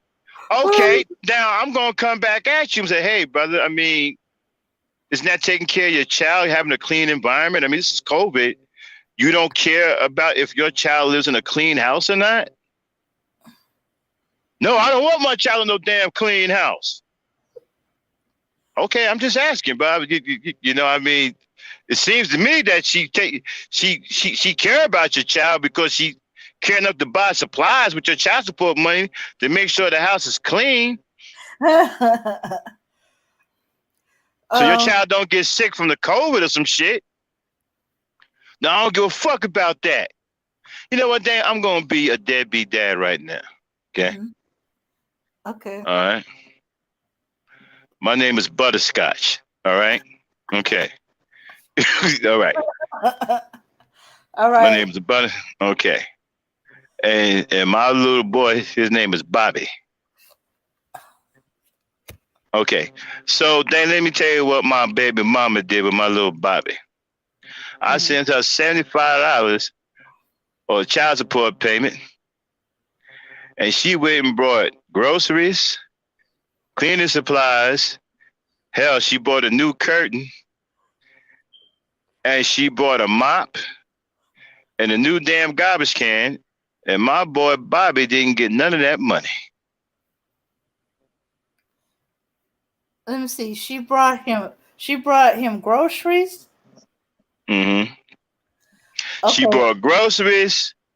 She taking my child support money and she spending it on BS. Listen, my money supposed to go to my little Bobby. I got the statement and it says she spent my $75 on cleaning supplies, household cleaning supplies, a curtain, a new garbage can, a mop, and a half a gallon of butter pecan ice cream. Okay. Now, how's my little Bobby is benefiting from all of those things? My little Bobby need things. Okay, what kind of things does he need? Well, he need clothes. He need his hair cut. He need braces. He need to go to the dentist. He need a new pair of shoes. He got doctor support because he's a young, growing boy. He need books to go to school with. Now, I know what you're thinking. Now, he has all those things. And no, I didn't pay for those things. She paid for them. But that doesn't mean I didn't want to. See, because listen, wait a minute. I offered to pay it. You know what she told me? Told you to keep your money? Yeah, she said I didn't have to pay it. So I didn't pay it. Okay. So she didn't have to pay it. So you gave her $75 uh for child support for what? What did Bobby need that you gave $75 for? Uh, well, whatever $75 can buy a growing boy. He's 9 years old. Okay, well, let me see. $75 can buy groceries. Now, Uh, wait a minute. mhm. Last time I was down at the court, they said a child support payment. They said it's strictly supposed to go to the kid. They said nothing about no damn groceries. Now, why is she buying groceries anyway? So she can let that other nigga, that nigger that she having sex with, eat up all of the groceries. I heard he came over one time and ate a whole box of sausages. Okay, okay. Are you so you can prove that the child support money you used brought the sausages? Yes. And she let that nigger eat 26 sausages. The 26 sausages come in that box. He ate all 26 sausages. And my little Bobby didn't get one sausage out that box. Okay, so how you know that? My little boy Bobby told me because he was mad because he wanted the sausages. He don't like hot dogs. Uh-huh. Okay, so he saw his mama pay for And then Bobby tried to tell her about it, right? He said, "Daddy, I tried to tell Mama about it, but she picked me up by the scruff of my neck and shook me like a dog." That don't sound like something she would do. You sure about that? That's what I'm saying. You know why she did that, right? Wait. Before you get there. Wait, but hold on. Let me tell you why she did it. Why? Because she didn't want my little Bobby question the fact that she let that man eat all them sausages from my little Bobby. That's why she picked him up by the scruff of his neck and shook him like a dog. Okay. All right. Did you see any bruises on his neck? No. But what does that got to do with anything? Could Bobby been exaggerating? Look, I tell you, this is a horrible woman. These are horrible women. Any woman that'll let a man come in her house and eat 26 sausages is a horrible mama. Mm-hmm. So you want the child for yourself? You are assuming No. See, no, I don't want the boy myself. I mean, I got things to do, and I'm messing around with a few strags and stuff, and won't be a good environment for the boy. No, I don't want him myself. I got too many strags in my house. I just. Well, couldn't you just change the environment? Well, wait a minute. Wait a minute. Well, this ain't about me. This is about her. See, you trying to make it about me. You ain't no different than the rest of these old angry black women with bad attitude. Now, let me put it this way. The reason why she bought them groceries is to feed that other Negro she's seeing. She ain't feeding my baby boy. Now, granted, I'm not saying my baby boy losing weight and that. I mean, he ain't going around starving and that, but she ain't trying to feed my baby boy. She bought them groceries to impress that nigger that she's seeing over there. And he better not put a hand on my Bobby. Okay. So Bobby's not losing weight. He doesn't look starved. Okay. Okay. You don't want to take custody of him. So you're not in fear that he's in danger, are you? Well, not at this time, but my father sat me down one day. He said, "Butterscotch," he said, "Look, the moment you ain't with a woman no more, that's when you got to worry, because she gonna see any man that she possibly can see, and she gonna let him control your boy just to get on your nerve." And I believe that's what's going on. Okay. So you want to take custody of the child, or you want more custody of it? No, no, Or I don't want. No, no, more, no, I don't more want to. I weekends? want. Would you take weekends? No, I got too much going on. I told you I'm with these strags. Okay. So okay. You know what? So, Let me tell you what kind of mama she is. You know what her name is? no, sir. Her Yeah. name, her name when I met her was Twizzler. Okay, Mr. Butterscotch. Right. Her name is Twizzler. She is one of the best strippers in the joint. She used to do that little twirl thing going up and down the pole, and you slide around the pole. That's why she called herself Twizzler. Mm-hmm. Now I tried to make her a wife, but she didn't want to be a wife. She wanted to be Twizzler. That's why she got that man in that house and taking my child support money and buying him groceries. Okay, but is she okay? All right. Well, I don't have no control over that because unless you unless Look, I'm the telling you, you got to get child down is in there. danger or See, the you social workers are always against the man.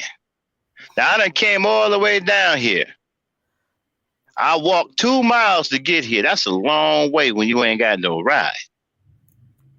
And no, I didn't have no money to catch no Uber cab because I gave her my last $75 to take care of my Bobby. Now you sound like you on her side. so you want me to take the child away from her? No, I mean, no, I'm not getting drastic or nothing because I don't want the boy either. I got too many things I'm doing. So what you want what you want done? I want you to go down there and tell her that we know she let that man eat them sausages and that we watch it. Every time she buy groceries, we gonna be concerned where them groceries going because we know she let that man eat them 26 sausages. What woman lets a man eat a whole box of But smoked sausages in mhm. one night? Okay. Okay, so okay. So you so what did Bobby eat since the man ate all the sausage? Oh, I don't know nothing about that. I'm not over there. Would you somehow know about this man eating a whole box of sausage? Yeah, my little Bobby told me because he wanted one. That was his favorite sausages. The Carolina sausages. They come So in a yellow box. so he wasn't starved. He just wanted a sausage. But he's supposed to be able to eat what he wants. Not always.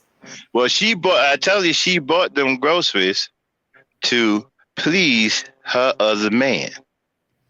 She don't care nothing about my Bobby. So she hadn't brought groceries until that time. No, she always buy groceries. And did something change? It makes you Yes. think it was different. Yes. Okay, what was different? She boiled 26 sausages in a big ass pot. And that nigga sat up there with a 6-pack of beer and ate every damn sausage in that pot and didn't give my Bobby one damn sausage. Okay, you have a lot of details. How old is Bobby again? He 9. That's a little too much detail. How Okay, much detail the boy got to do is sit up there and watch the Negro? The Negro wasn't trying to hide it. okay, so what was Bobby doing? Who the hell boils 26 sausages in a big ass pot, then bring the pot in the living room and sit on the goddamn table with 2 loaves of bread and a damn 6-pack and tell that nigga to go with it? Who the hell does that? The nigga Apparently, sitting there watching a big screen TV with a big ass fork and the fucking bread and taking the sausage out the goddamn pot. The damn pot's so hot it's still fucking it's burning up the table.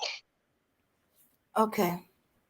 All right. So you want custody of Bobby? Nope. Okay. You just want me to inform her that we know that she's not feeding her child. That's right. With my $75.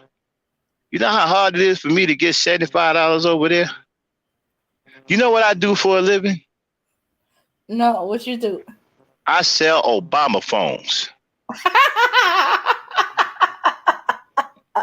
You know how long I got to stand out there and sell Obama phones to get $75?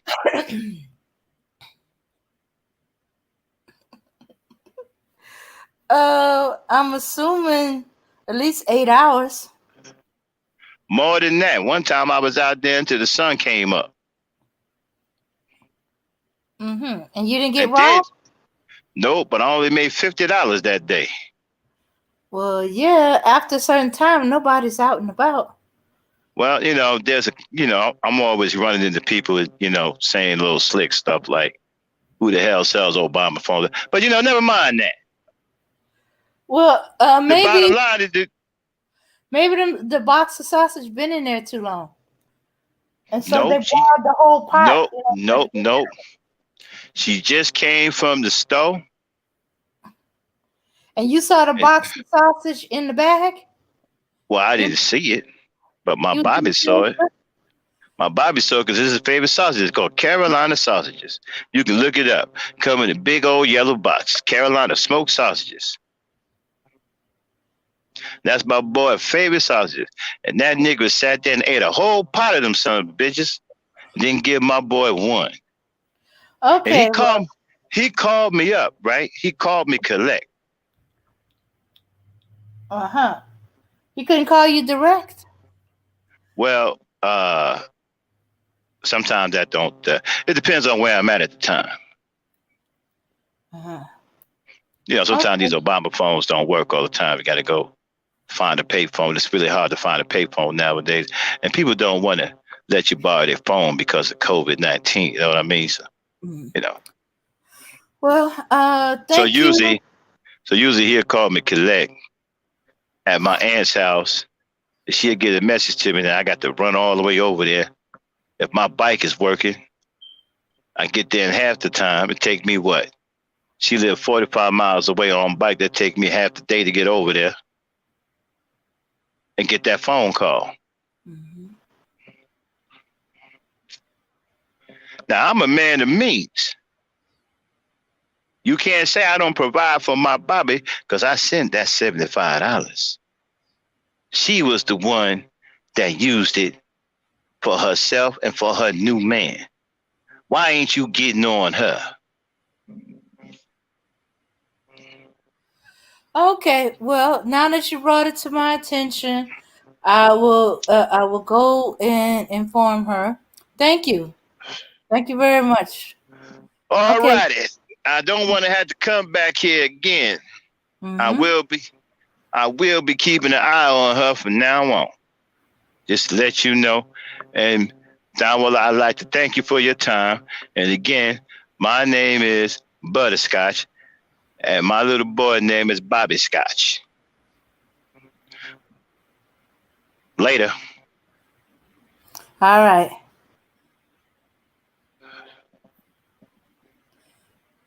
There you go, folks. A sissy Bim at heart. Okay. But that can't really happen. Because one thing, it'll just show the store where she paid for it, not the exact details. At least you're right, Jazz. That was a high value man. He was selling Obama phones. and he was high value because his name was Butterscotch.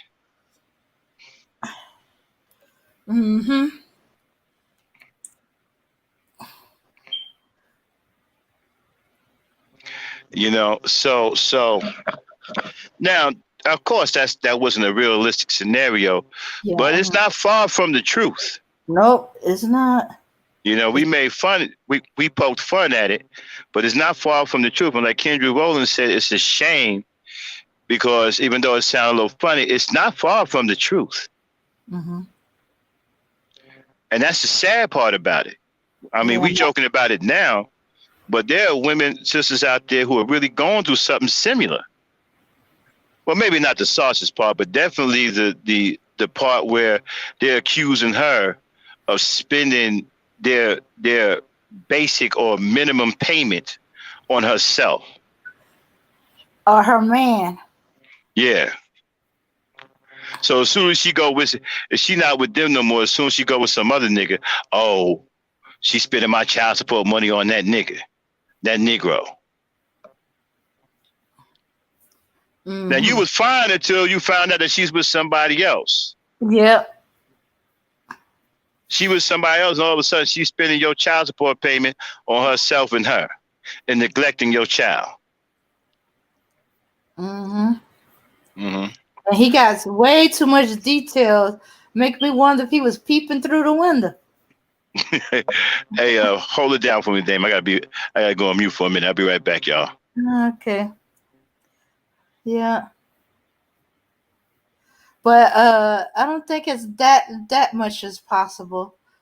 I mean, to go to the details of what she actually brought in the store. Most of my happen is you get the store she went to.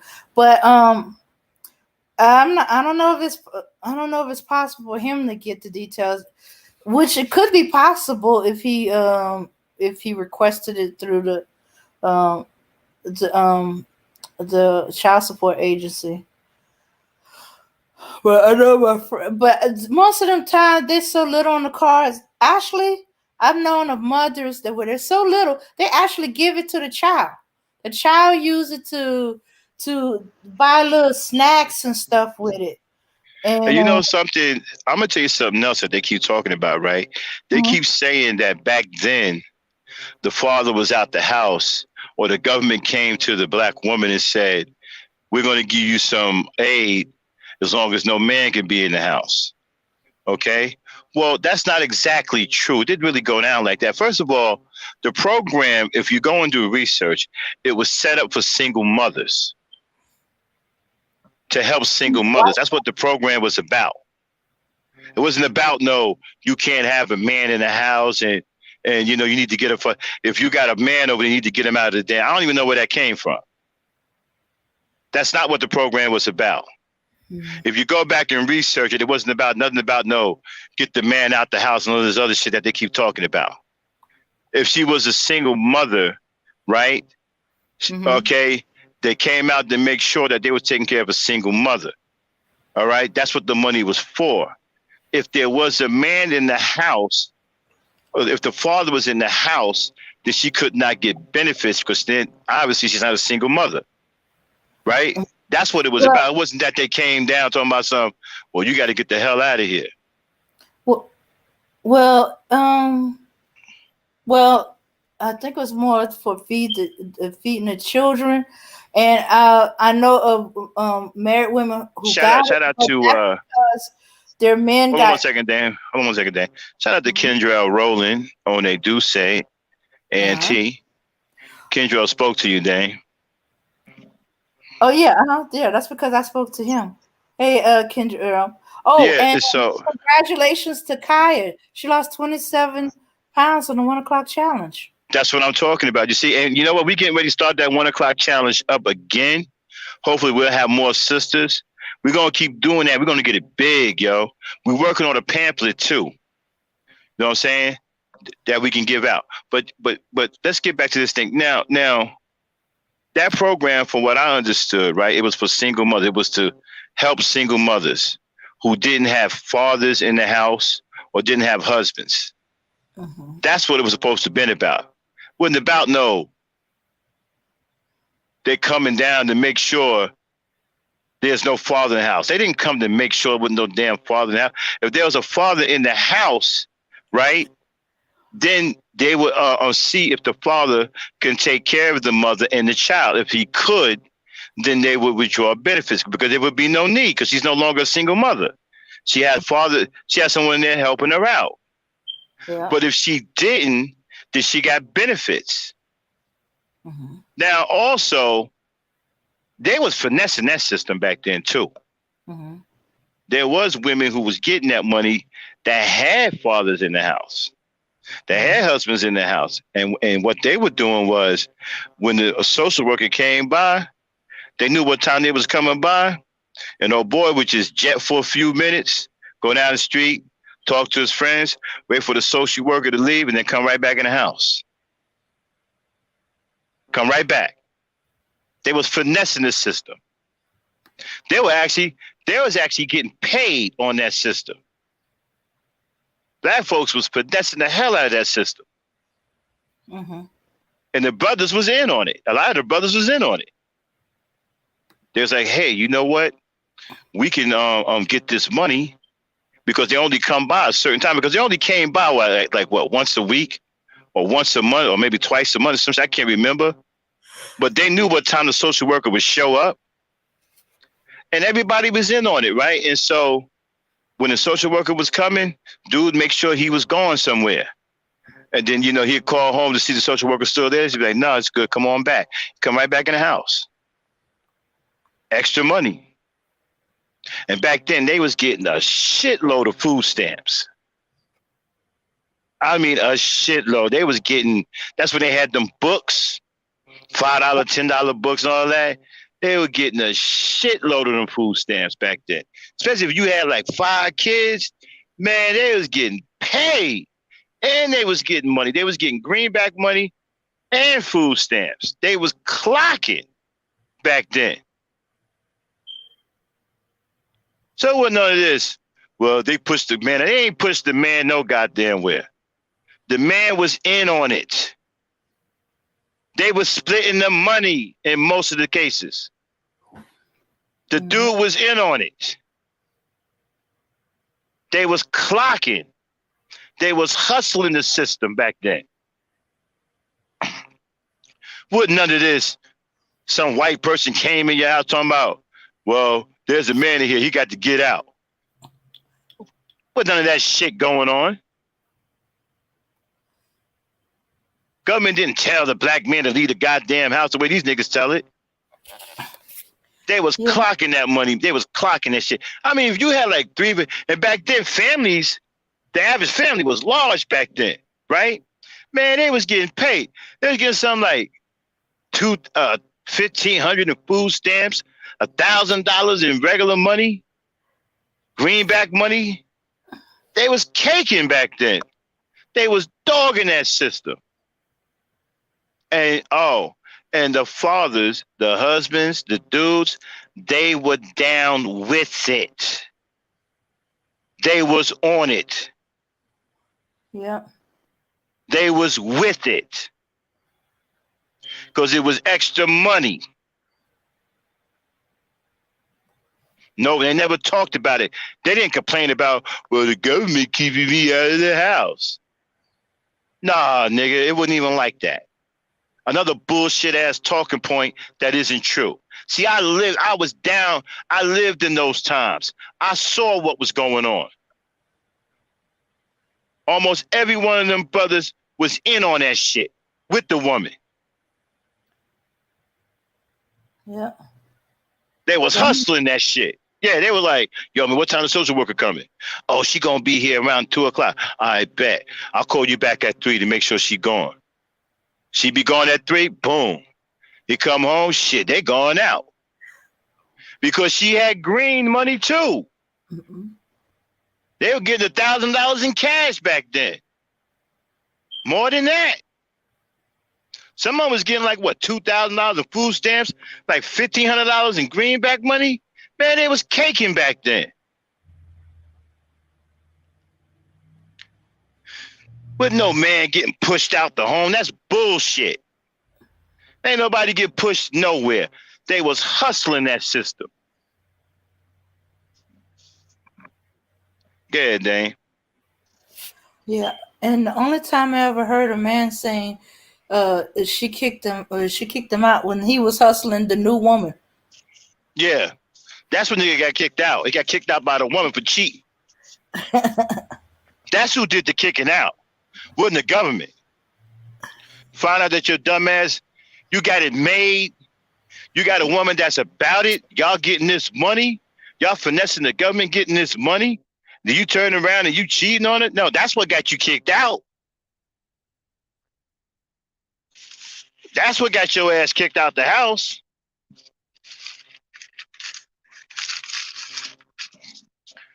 Oh shit. The fuck?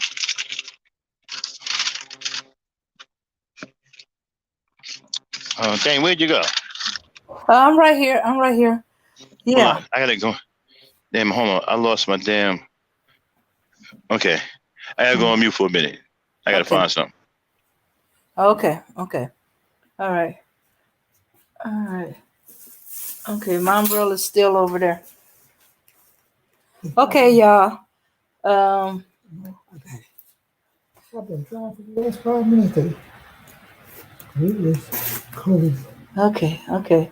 So it got really cold out there, huh? Yeah. All right. So y'all hearing part of my conversation with my aunt. She just came from outside.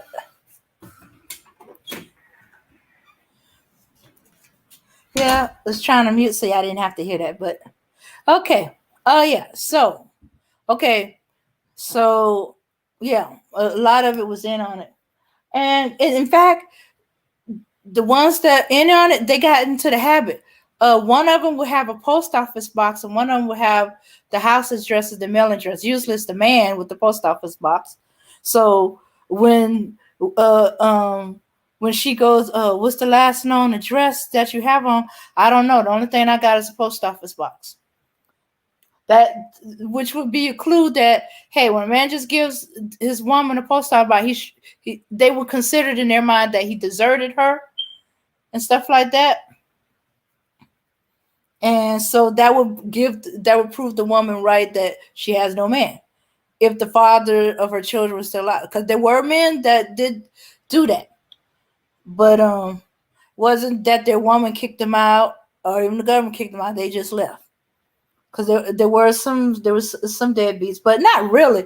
A lot of the time the men left, but they send money back and stuff like that. That was the good ones. But when they in on it, shoot, go stay at his mama house or his brother house for a few days and stuff like that. You know, to make it look on up and up.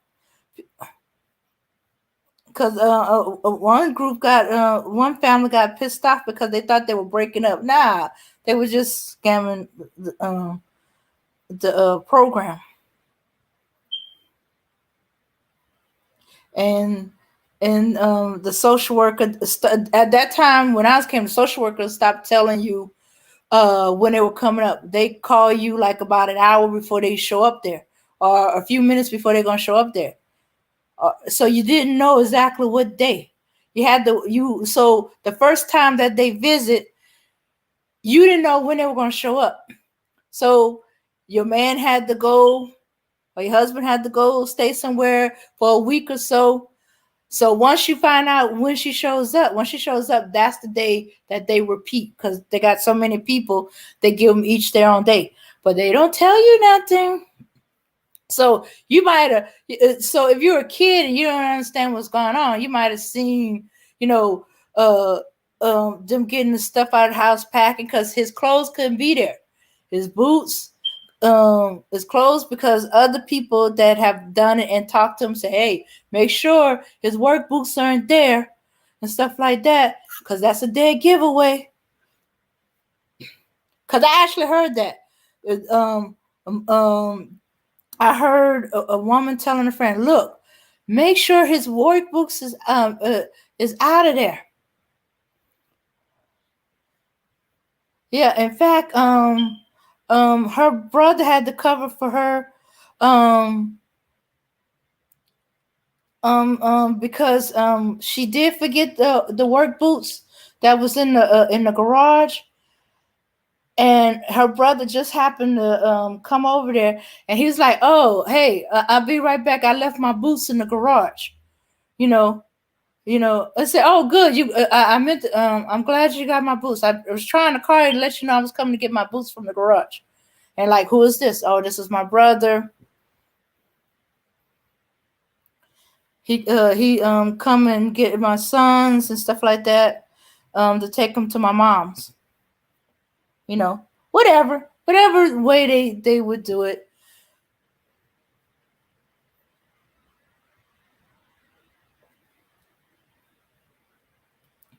And yeah, so and I wish they stopped blaming black women for food stamp and welfare.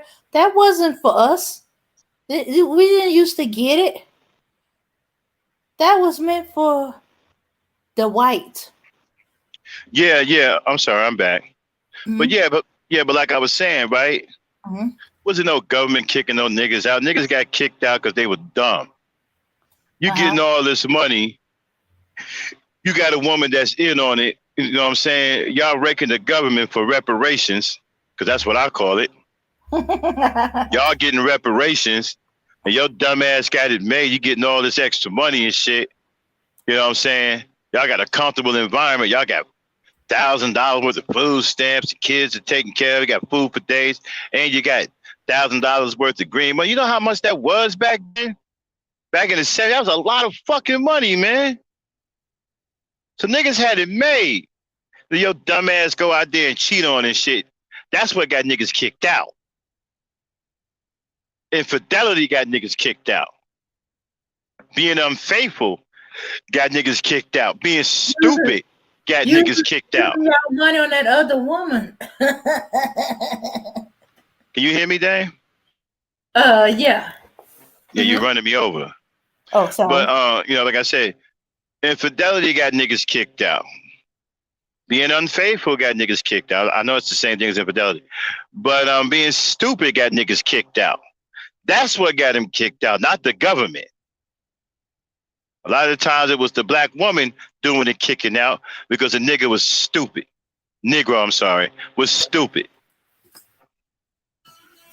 Don't even realize he had a good thing going. They're going to mess it up by trying to talk to her friend or trying to, have a date with her sister, someone like that. She found about it and kicked his bum ass to the curb. And then he couldn't even come back and say she's scamming because now you ain't in the house. So he couldn't even come back and say nothing about it because now he ain't in the house at all. So she's still getting money. That's how dumb Negroes were back then. Them dumbasses were the ones who got kicked out. Government didn't do that. They got themselves kicked out of the house by being stupid. You getting all that money and your woman ain't even tripping that you ain't got no job. The government paying for your housing, paying for your food and clothing and bills with all that money. And all you got to do is sit up there and take care of your kids and ride high with your woman. And you're going to go out there and mess that up. You're going to get caught cheating with some other girl and then get kicked out and then say the government kicked you out.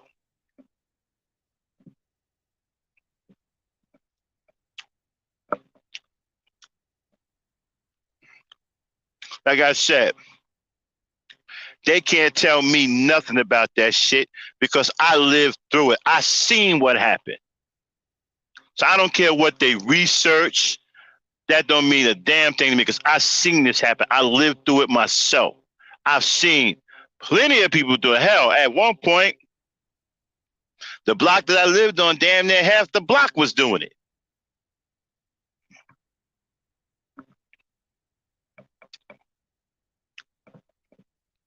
You know, government come in and talking about something.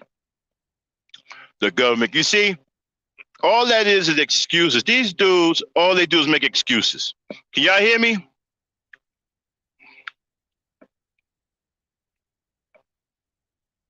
Uh-oh. Somebody type in one if they can hear me.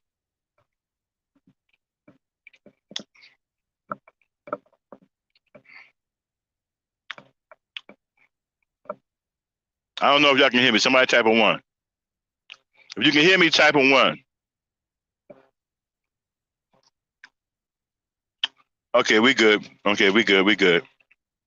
Yeah, and so that's what it was. And these Negroes want to use that as an excuse. Well, what happened was the government came. Okay, even if that happened, right? That was a long time ago. What's that got to do with you now taking care of your kids? So you saying something that didn't happen happened, and what didn't happen that you said happened is keeping you from not taking care of your kids now?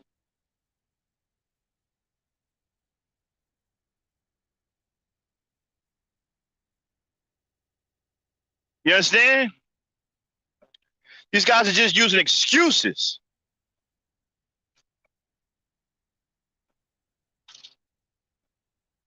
And they know they are. They full of shit. And they use that same excuse to try to cover up the fact that they're irresponsible today and they don't want to take care of their kids, and they want to cover up the fact that the father is not in the home, right? So the first thing they want to do is, well, back then when the government did this with food stamps, they said the father couldn't be in the home. Where did they say that at? Somebody produced the information where they said the fathers can't be in the home. It was a program designed for single mothers. If it's designed for single mothers, of course there can't be no father there. The program is designed to help single mothers or single parents. I don't know any dudes that was getting it, but you know what I'm saying? That's what it was for.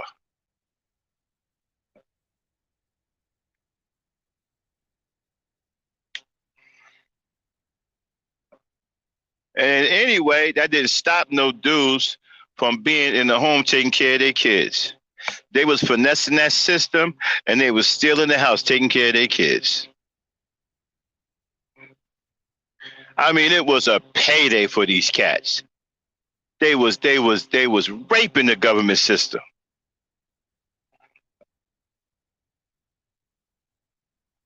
Oh, where did my co-host go? Right here. Yeah. And so they use that now to try to cover up the fact that they're not taking care of their kids. They always use that argument. Well, the government said that the black man couldn't be in the home. Did you say the black man couldn't be in the home?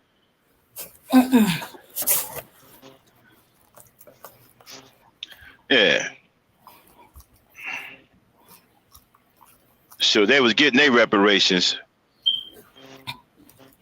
Nah, they never said that. You're right, Marsha. Man, black folks was getting reparations off that stuff, and they was killing that system. That was the hustle back then. They was getting, hey man, they was getting with anybody and getting that money.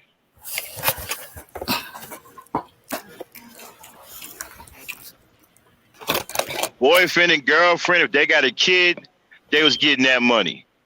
Some of the dudes was encouraging their girls to get on welfare. Yo, man, we can get this money. You know what I'm saying? Just tell them you a single mother. So there was dudes encouraging their women to get on that system. That's how much money they was getting off of that shit back then. They was encouraging the women to get on that system.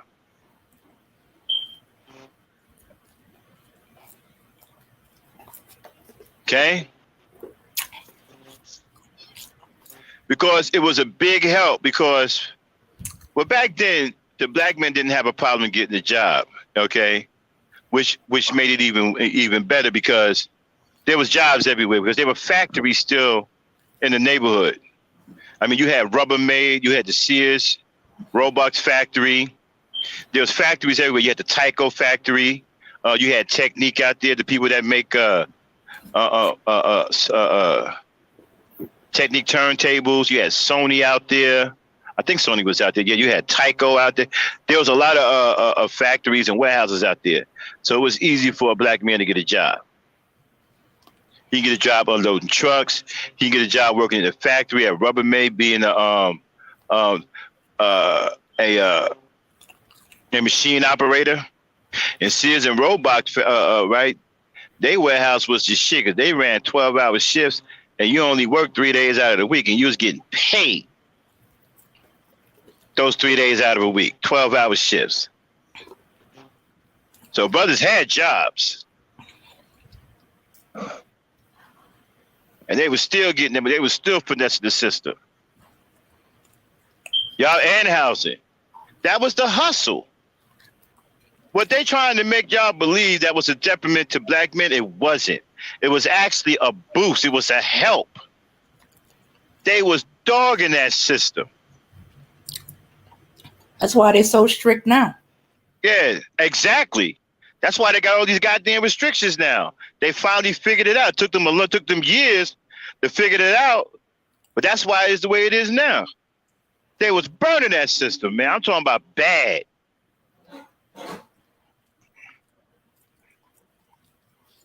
They was burning that system bad, man. That was free money.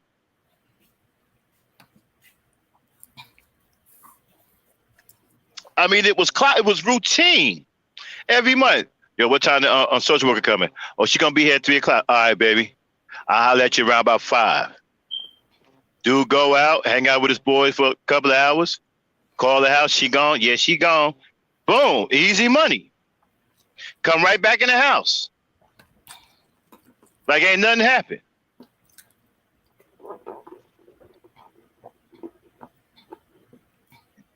It was so bad. There was so much money back then. Like I said, you had brothers encouraging their wives and girlfriends to get on the system to get that free money. That's how bad it was.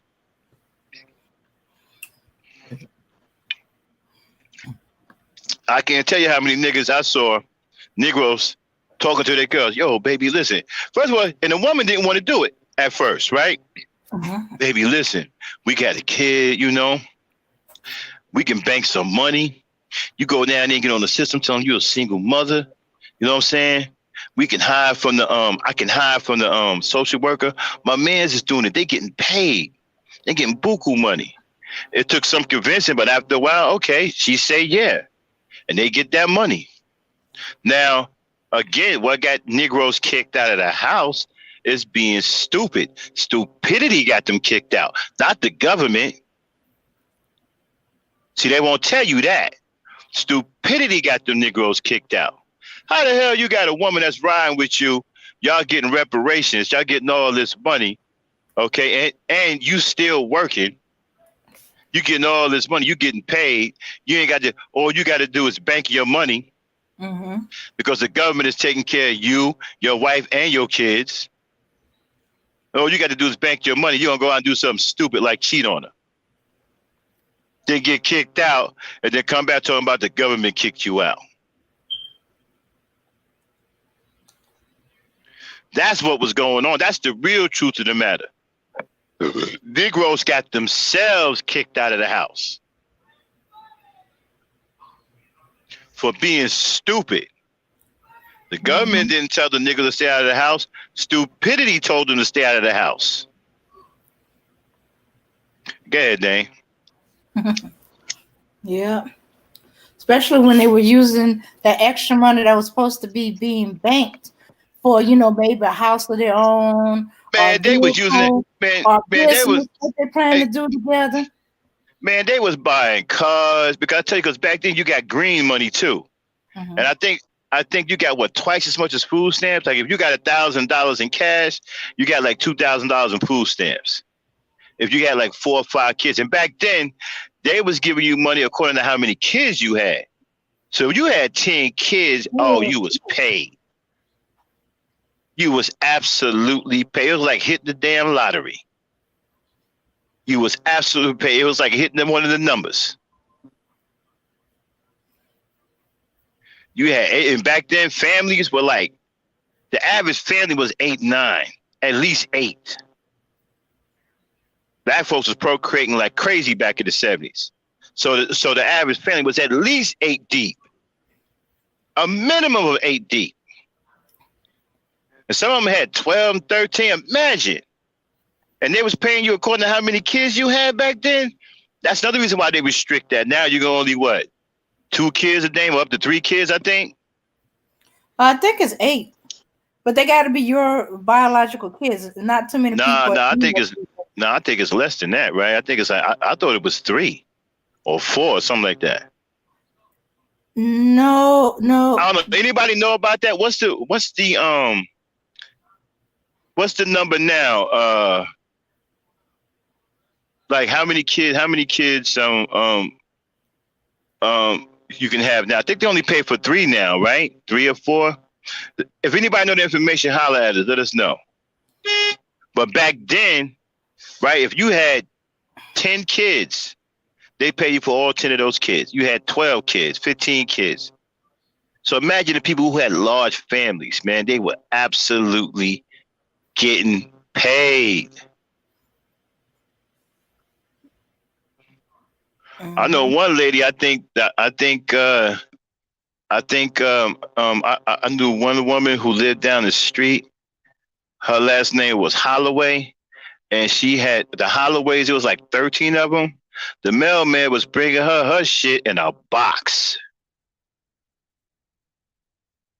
He was just dropping a big ass box off in front of her house, filled with motherfucking food stamps. He was dropping off boxes and shit to some of these families. And that's when the infamous now, let me tell y'all how old school I am. What y'all know about no frills? The food that came in the white and black boxes that said no frills on it. Even the white cans that said no frills. What y'all know about that?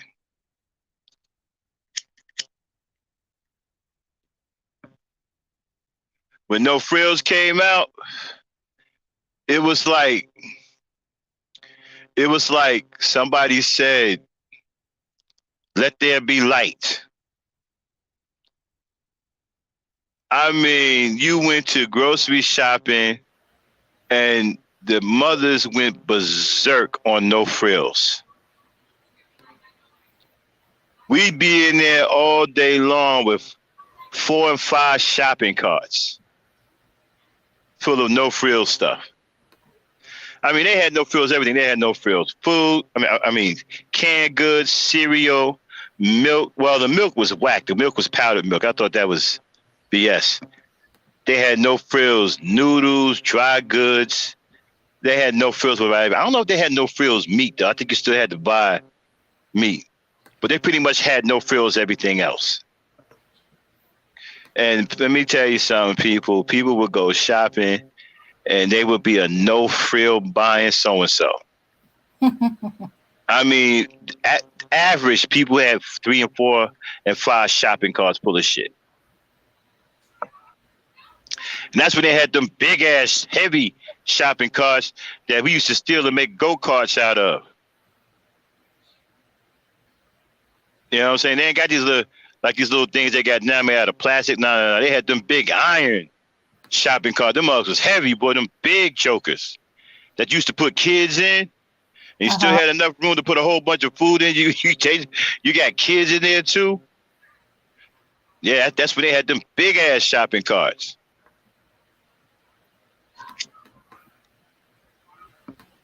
Man, let me stop because I can go all night about the 70s, man. That was like one of the best times of my life. You know, back then we had house parties. We can go to people's houses to have parties. With nobody afraid that you was going to freak out and lose your mind because the mentality was different. You can go to somebody's house and have a good time and have a party without somebody getting shot or somebody having a fight. With none of that going down. Yeah.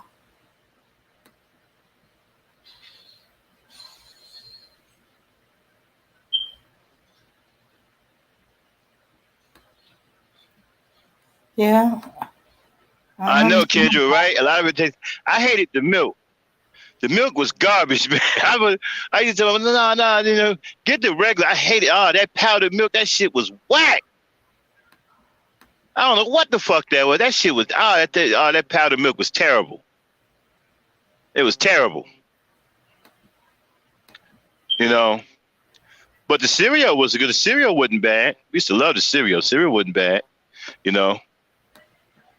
But yeah, man, the milk was awful, man. I mean, God, dog. It was powdered milk too, especially if you didn't make it right. It tastes like white water.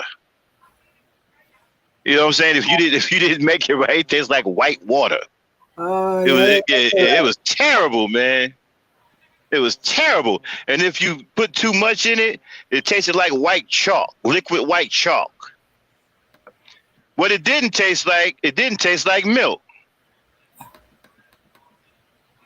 That what it didn't taste like. It said no pearls powdered milk, but it didn't taste like milk. It tasted like other shit. You know what I'm saying? So, it was, yeah, man, the milk was terrible.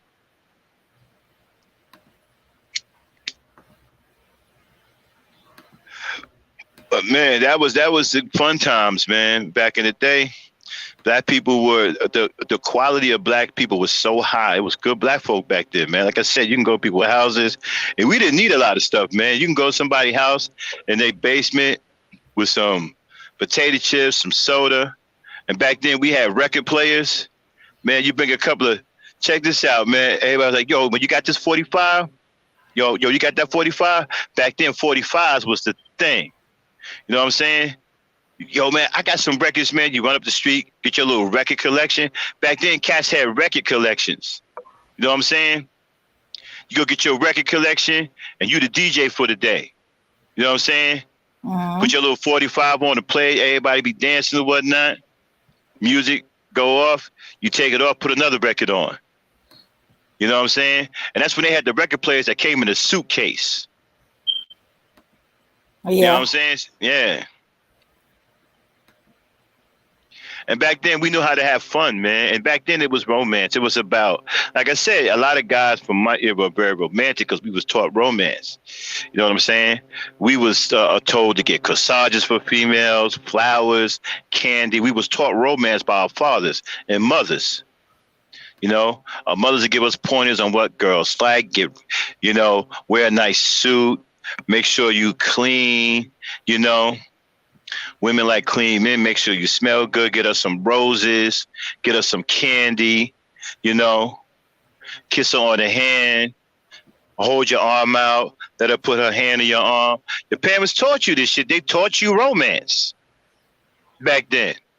And they taught you proper etiquette and a proper behavior of how to behave on a date. You got all this schooling from your parents. You didn't go up to no girl talking like no fool. See, we had, back then, what we was taught, if you wouldn't say it to your mother, then you didn't say it to another girl. So if you wouldn't call your mama a B, you don't call another girl a B. If you wouldn't disrespect your mother, then you don't disrespect the next girl. If you didn't say it in front of your mother, then you didn't say it in front of her. That's what we were taught. Yeah, real R&B, Kendra Rowland. Not this crazy stuff that's out here now. We grew up to songs of love, man. The Isley Brothers, and Toomey, the SOS band, all of them. And these people were singing about love and black love. Well, nobody's singing about killing this one, killing that one, having sex with dead bodies and selling drugs and shooting up the block. But nobody talking about no nonsense like that. Well, nobody making songs about hating women and all that. It was about black love back then, man. Marvin Gaye, all them groups, man. Those were love groups, man, making all these love songs. The Isley Brothers was the king of the love songs. Between the Sheets, what? Between the Sheets, Teddy Pendergrass would turn off the lights.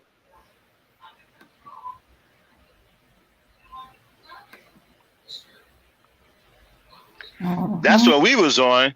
Everybody was in that love mode. It was all about being hugged up with your girl. And your woman kept you out of trouble because if you was over your girl house with your girl, you wouldn't in the street getting in trouble. Even your mother encouraged you to go over your girl house because she knew your girl would keep you out of trouble.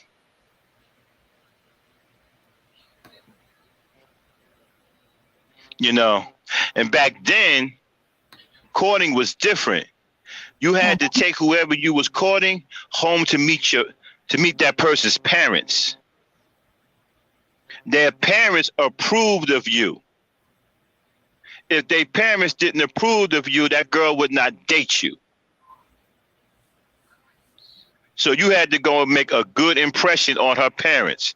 If you did not, if you failed, it was a wrap because she was not going against her parents. If you failed to make a good impression on her parents, it was over. That's right. Parents vetted you back then. You want to mess with somebody's little girl, you had to go meet her father. And her father would sit you down there. He would vet you. He didn't like you. It was a wrap. You'd never see her again except passing by on the street. And she wouldn't talk to you. She might say hi, but she wouldn't give you the time of day.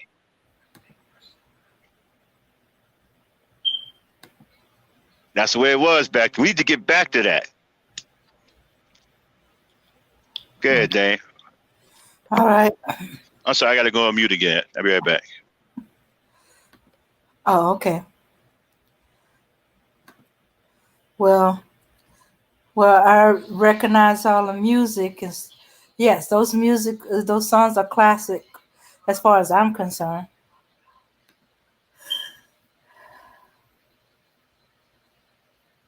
Yeah. Yeah, we had Freddie Jackson, I Want to Rock With You. We had, it was just a lot of love songs. But they was promoting black love, so brothers wouldn't run around crazy, half crazy. Because they didn't have that BS in their head. What they had in their head was black love. Because that's what the music promoted. Yeah. It didn't promote this BS that you hear out here now.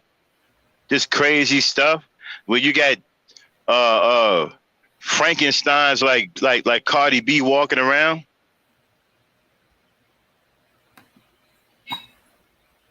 You know, they promoted black love back then.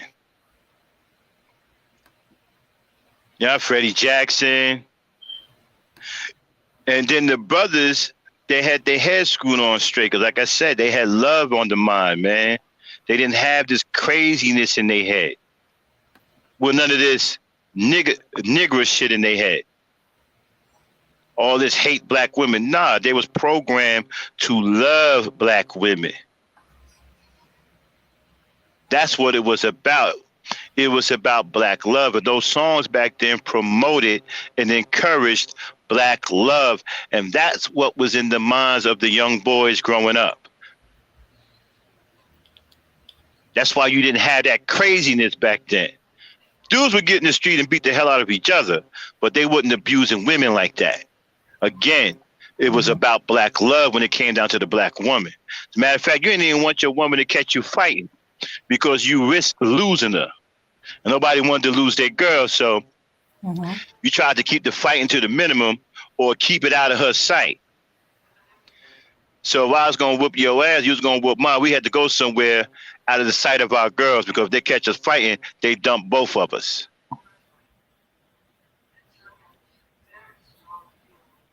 See, they didn't want their men fighting back then. You know, it was a healthy mentality. That's why I said, man, we need to get the mentality of the 70s back and bring that mentality all the way up here into this era. My bad again, Dan. I got to go back on mute.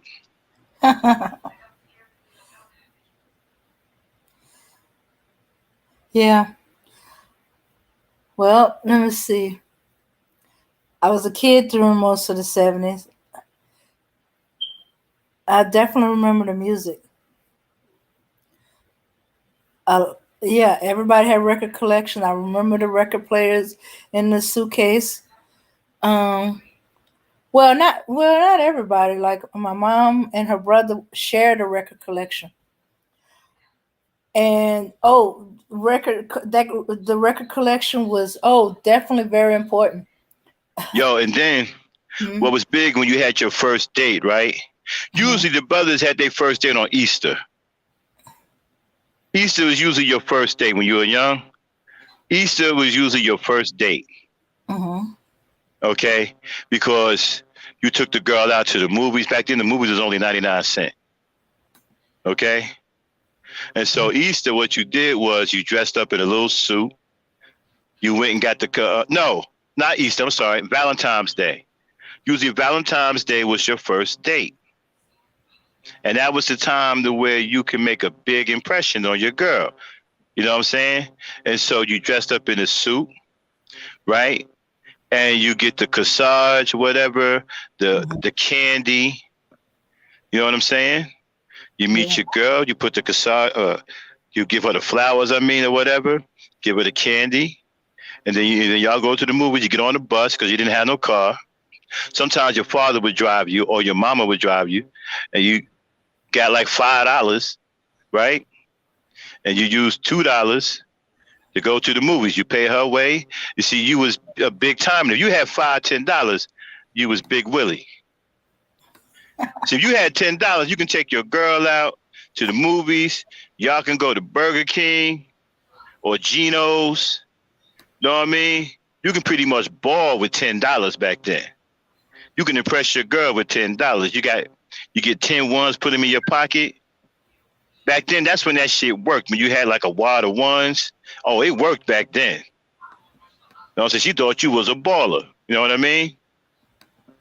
Now, understand, this is the 70s, so some of the suits were kind of loud. You know what I mean? Like my first suit looked like a tablecloth. You ever see the tablecloths in the restaurants back then? The red and white tablecloths? They're like white with checkers all over and whatnot, like these lines look like checkers and shit. Well, I had a whole suit that looked like that. That was bell bottoms. And so I had my red and white. Well, actually, mine was beige and brown. So I had my beige and brown tablecloth suit with a pair of white shoes. I'm not even sure what kind of shoes they were. I can't remember. But I had some white shoes. They had the big fat heel on them and whatnot, like Pee Wee Herman. I had a pair of white Pee Wee Herman shoes. I had my beige and brown tablecloth suit on. And I had my brim, my Godfather hat. And I had me some shades. And I had the roses. And I had the candy, the Valentine's candy. And then I had my B-boy walk, you know, that little hip, like skip. Like, you ever see Fat Albert? You ever see how some of them walk? Like, who had the funniest one? Was it Weird Harold? Everybody had their Weird Harold walk. You know what I'm saying? Because you were cool back then. Back then, it was about being cool. So you had to have this cool-ass walk. You know what I'm saying? You couldn't just walk straight. You had to be You had to be broke somewhere. You had to be leaning. You know, you had to have some cool. Your brim had to be broke down over your eyes, look real cool and slick. And you had to have some kind of lean to you, man, like you was about to fall. But you were so cool, you kept your balance. You understand what I'm saying? See, you had to be broke down to the side so much that only your cool can keep you from losing your balance. That's how cool you was. That's how your walk had to be. You know what I'm saying? And so you doing your cool walk up to your girl. She's standing there all impressed. You know what I'm saying? Seeing you stroll down the street, you know? But back then, that's what it was. Now, we see somebody like that today, we're going to start laughing and we probably won't stop for a while. But back then, it worked. It was the 70s, you know? Yeah, Shalimar. Yup. So, man, I wish we had videos of us doing a cool walk. I would put like I would do like a show and we would have a contest to see who had the best, you know, cool walk back in the 70s and shit. You know what I'm saying? Mm-hmm. I had the one where you also swung your arm and shit back and forth. And you were leaning to one side, and you swinging your arm on that side, and you had your brim broke down in the opposite direction. And you usually had an afro. You know what I'm saying? So you had your afro sticking out from all around, you know? And you had your jacket slightly open, and your bell bottom swinging in the opposite direction. See, that's how you knew your walk was on, because you walking in one direction, and your bell bottoms is swinging in another. That was the ultimate cool walk. If your bell bottom swung the same way, then you wasn't doing a cool walk right. Your cool walk, when you did it, your bell bottoms had to be swinging in the opposite direction. You understand what I'm saying? Yeah. Yeah. Well, I wouldn't. Yeah, exactly. The pimp lean. You know what I'm saying? Mm-hmm. Then they changed it to gangster lean because they realized that pimps were pieces of shit. Then they switched it to the gang. Now first they switched it to the b-boy walk. Then it went to the gangster lean. And I don't know what it's called now. It could be called the I don't know. It could be called the Bert and Ernie walk now. For all we know, with all these effeminate dudes out here. It could be called the Dave and Dave walk. I don't know. But anyway, but yeah, and you knew you was super cool because you looked like you were 2 inches away from busting your ass, but you were so cool that cool kept you from falling. You was too cool to fall. That's what made it cool. Damn, I'll be right back. Okay.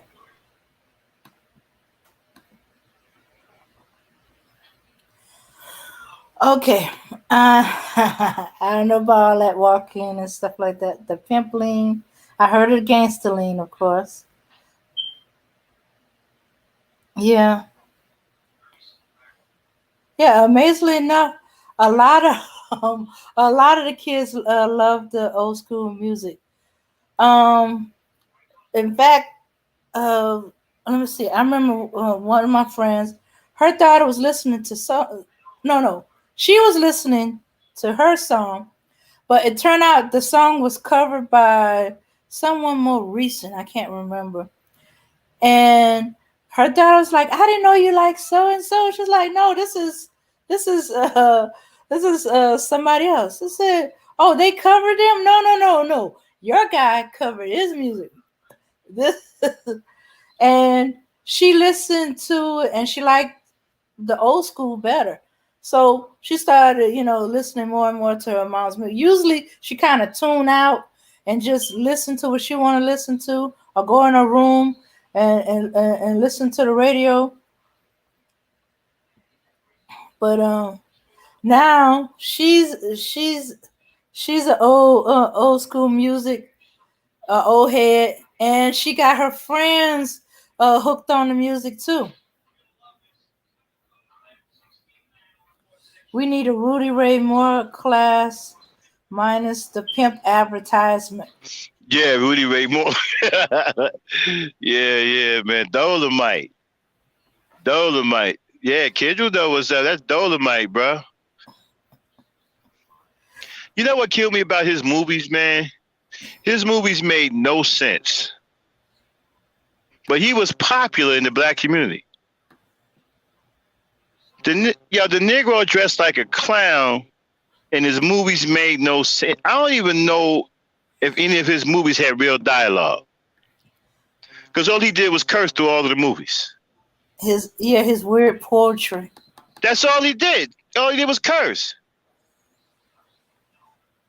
I don't even know if they actually had any real lines in the movie. I mean, I ain't never seen a Dolomite movie that made any sense. All he did was curse through the whole movie. I don't, like I said, I don't even know if they had any real lines in the movie. They just said, "Yo, Rudy, just get out there and do your thing, man. Just curse up a storm." That's pretty much it. And they just filled in behind him or something. You know? Hey, Remy Norris. I think that's what they did, man. They just filled in. You know what? But you see, they had a lot of BS black exploitation films back then. I think the worst I've ever seen was Cornbread Earl and Me. That was the dumbest movie I've ever seen. It made absolutely no sense. But back then when it came out, right? Cass was like, "Yo, man, you see the movie Cornbread?" "Yeah, man. Yo, they killed Cornbread, man." I mean, Cass would tell you stories like dude was some kind of, superhero. He'd be like, "Man, Cornbread was like this, man. And he was flying through the neighborhood on a skateboard and the cops jumped up and snatched the skateboard out, and Cornbread fell to the ground and bounced all the way back up and landed on 5th Street. And he was gone, man. Cornbread. I mean, they talked about Cornbread like he was, somebody they knew. Yeah. And I was like, damn, this must be a good movie. I remember everybody was telling me about that. Yeah, Cornbread, yo, was mad, yo. Check this out. Dude was running, right?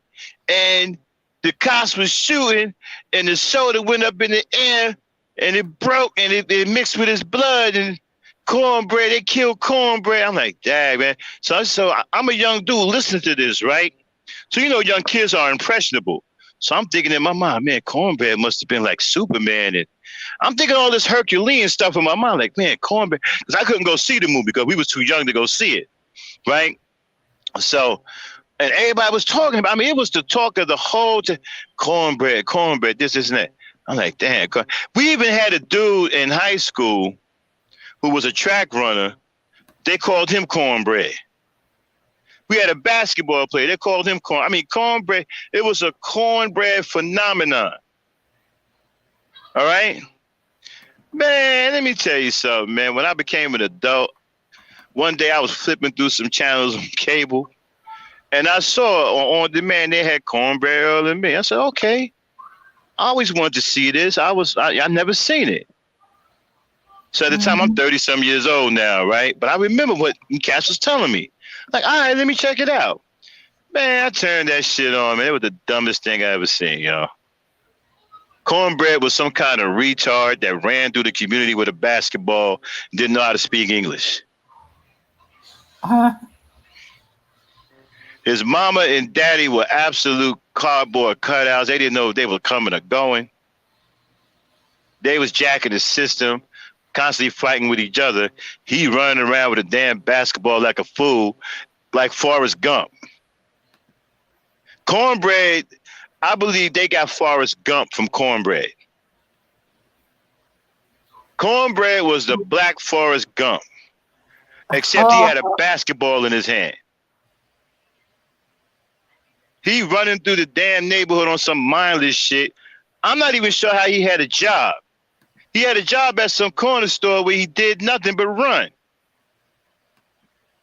It was the dumbest shit I've been. And I'm like, what the hell is everybody I wanted to see what everybody was talking about. Okay, on the basketball court, he was the shit. On the basketball court, he was on some Dr. J shit.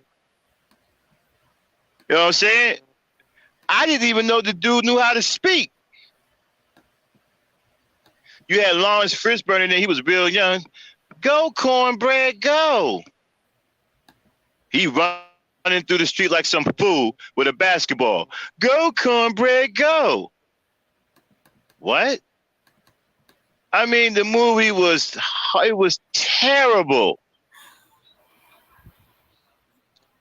And I sat up there, I'm like, man, this is what I miss. This is what everybody was talking about. He was some neighborhood superhero flying through the skies with a basketball with a cape. Man, his basketball had a cape on it. According to these Negroes. They got a super basketball. It was the dumbest thing I've ever seen. And shout out to, I don't want to disrespect people who have retardation. We don't condone saying anything about people who have real retardation. That's a real illness. And, we want to make sure we're not talking about those people with mental illnesses.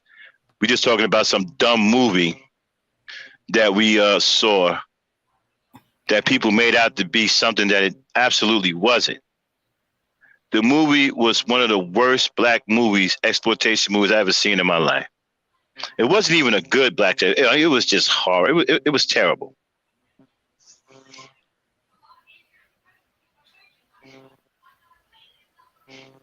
Yeah, go watch it. Go watch. See, I wish I could have a movie night in here. I got to figure out how to do that without getting the channel shut down. But I got some movies for y'all. We sit up here and watch some of these movies and do some commentary. Man, y'all be tripping. That was the dumbest movie I've ever seen. And Lawrence Fishburne was in that movie. Lawrence Fishburne, he was in that movie. He was one of the little boys talking about something. Go, cornbread, go. Go, cornbread. Or run, cornbread, whatever. Or walk really fast, cornbread, whatever he doing. Fly, whatever. I mean, the movie made no sense at all. I still don't know what his parents was doing. I don't know what they called themselves doing. All you saw with his mother and father, they were getting food stamps and the mailman, and he was disappearing and he coming out the window, and I still don't know what they were doing.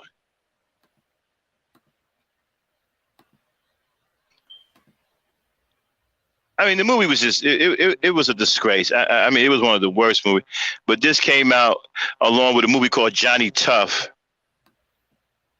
You know, hell, Blackula was better than that. Y'all seen Blackula's the shit. You ever seen Blackula? Yeah. Man, Blackula. Blackula was the shit, man. That was an educated Negro.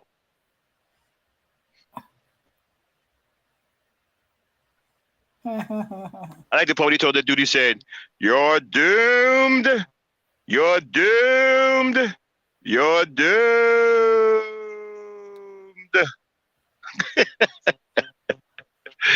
That Blackula was the shit, man. Hey, we could have did a comparison, Blackula with Vampire in Brooklyn. No, I like Blackula. Vampire in Brooklyn was some BS. I like Blackula. Blackula's here on YouTube as a free movie too.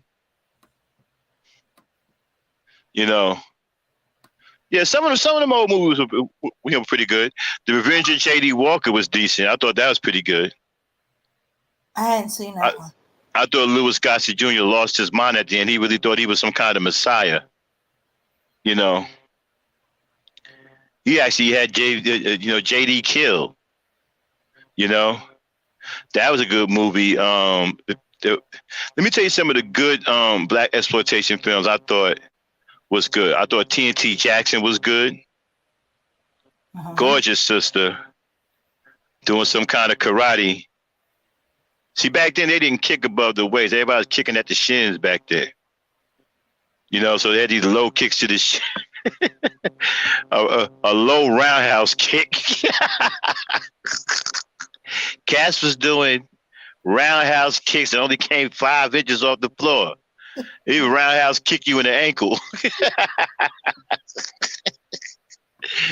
They was tripping back then, man. Oh, and definitely the famous 3 the Hard Way. That's a classic. 3 the Hard Way was a classic. What else? You had 3 the Hard Way. You had Black Caesar. Oh yeah, Pam Grier. Oh yeah. She couldn't act worth nothing. You still can't act. Jim Brown couldn't act. None of them could act except for Richard Roundtree and Louis Gossett Jr. Oh, and the man that came out of the guy that was possessed by J.D. Walker's Revenge. Mm-hmm. He could act. There's a couple of actors. James Earl Jones came out of that black exploitation film era. Mm-hmm. You know, he came out of that era. You know what I'm saying? There's a couple of them that came out of there. But most of them couldn't act. Most of them and still can't. Pam Grier still can't act. He still can't act. He never could. She was just a black bombshell. Beautiful black woman. That's all she was. Now, don't get me wrong. Ain't nothing wrong with that. Ain't nobody complaining about that. I'm just saying, you know. He had no acting skills. He didn't need none. He was beautiful. You know what I'm saying? So, but she ain't bothered getting no acting skills either. He ain't even bothered with that. And Jim Brown was a bum. He couldn't act either. I remember I saw a movie of his, right? You know how they promote the movies? They usually got like pictures and whatnot. You know what I'm saying? I think he played in a movie called Sid Vicious or Kid Vicious, something like that. Where he was some burly dude with a little gun. Seriously. And they had the white dude the same picture. He had this big 44 dog revolver with this long barrel. And this dude was some big, burly Negro with this little tiny gun. I mean, the picture alone was ridiculous. And then they had the nerve to have him breaking down like he doing some kind of superhero move. You know what I'm saying? Like he got all of this burliness in these shoulders and shit, and he breaking down like he really about to do a maneuver on somebody, right? And you see in his right hand this little tiny ass gun. Big as hell. Little tiny ass gun. I'm telling you, man. And then the white boy that was in the same picture. Man, let me see if I can find that thing. I'm gonna put it. Y'all think I'm bullshitting, right? Give me a second to track it down. I'll be right back, Dane. Okay. Okay. Yeah, I want y'all to. I want y'all to see this picture. I'm gonna put it in the chat and have Dane put it up. Y'all got to see this shit. Okay. Okay. If you wonder why I was giggling every time he said that, it sounded like a euphemism. Big burly dude, little tiny gun. Okay, I got a dirty mind. All right. Okay. Yeah, I didn't see too many of the black exploitation movies. Some of them I saw later on, but parents always trying to protect you from your eyes. I remember was watching one movie, and it was unexpected news scene. I got my eyes covered and made to go back. So there was a bunch of movies. I saw parts of it, and then there was a scene that was my mom was a big no-no, and she'll cut my eyes and then make me go to bed. Okay, because black people didn't have no control over how we were portrayed in these black exploitation movies. Yeah, and actors needed to eat. They needed to make money. Yeah, shooks. A lot of the actors have started off in all these black. In fact, if you go back to see them, you get to see young James Earl Jones, young Lawrence Fishburne. Let me see. Dang it! I can't remember his name. He played the uncle in the Jamie Foxx show. You get to see the young him. Dang it! I can't remember all of them. But yeah, a lot of these. And don't forget. What's her name? What's the name? It's the married couple. Their last name is Davis. He has an unusual name, Ruby, and let's see, what's his? I think his name is spelled OSSIS. I think something like that. See them in their prime, and of course, Pam Grier, and I'm trying to think of all the others. Shooks, you'll see Richard Pryor and a bunch of them. Yeah, I did see a lot of Ozzy. Oh, it's Ozzy with OSSY. Okay, Ozzy. Yeah. I did see weirdly enough. Somehow my mom let me watch a lot of Richard Pryor movies. I didn't get it. Okay, my mom had a problem with nudity scene, but she didn't have no problem with curse. Well, of course, I knew better than the curse. Yeah, Ruby D, yes. And my mom had weird things about movies with me.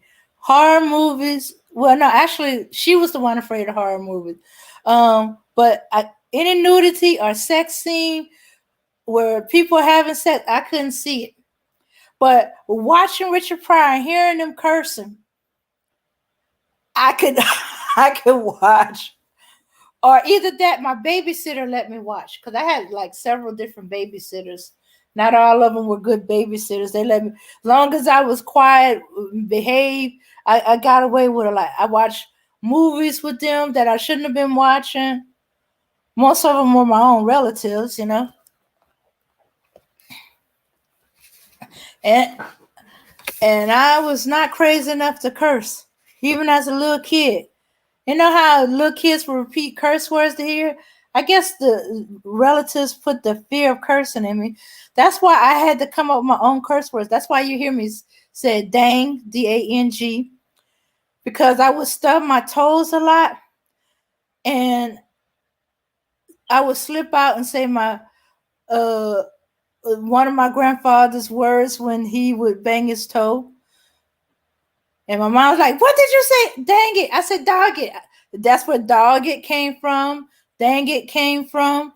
It was me trying to not say any curse words. Yeah. That's how I knew I was an adult. When relatives who would chastise me about using foul language, I hear them using foul language. It was a little shocker because I thought it wasn't to be ladylike. Oh yeah, Red Fox records. Actually, I didn't really hear a lot of Red Fox records because because my grandfather hogged them. Yeah, Red Fox was more my grandfather thing. Yeah, so I didn't know Red Fox until Sanford and Sons, but I did know he had comedy records, but I didn't get a chance to hear them. Some of them I didn't hear till later in life. Finding them on YouTube. You find some clips of it, or from one of his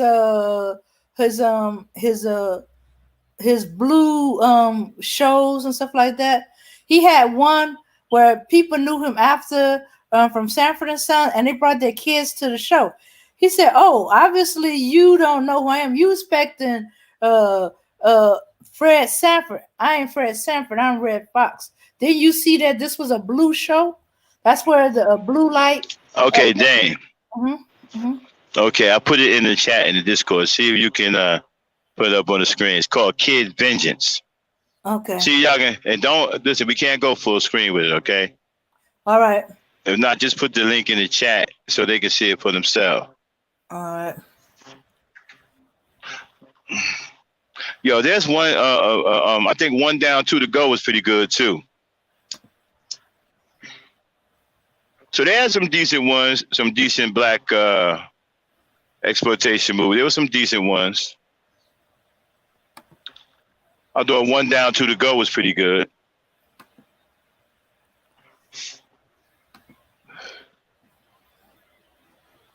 I thought Three the Hard Way was good, but it was kind of funny, right? Because you had white people trying to kill black people. Yeah, there you go. Now this big nigga with this little ass gun. You see the gun? You see how little the gun is?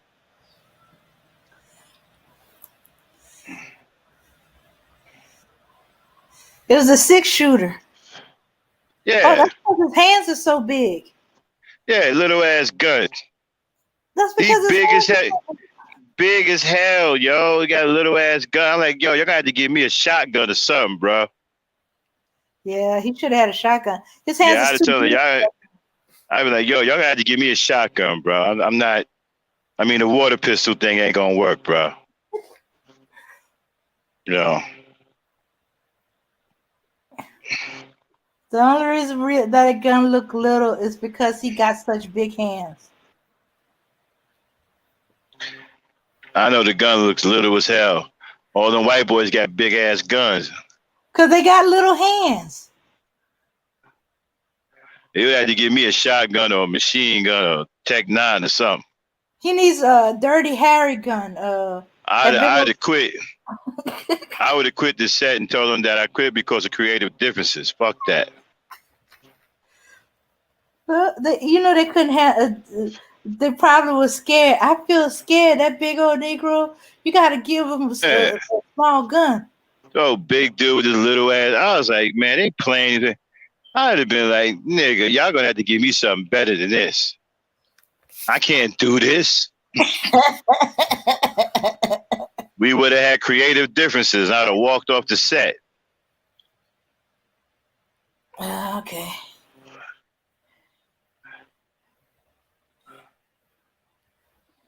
No, that wasn't one of them. It wasn't neither one of them. It was a revolver though. It was a little one.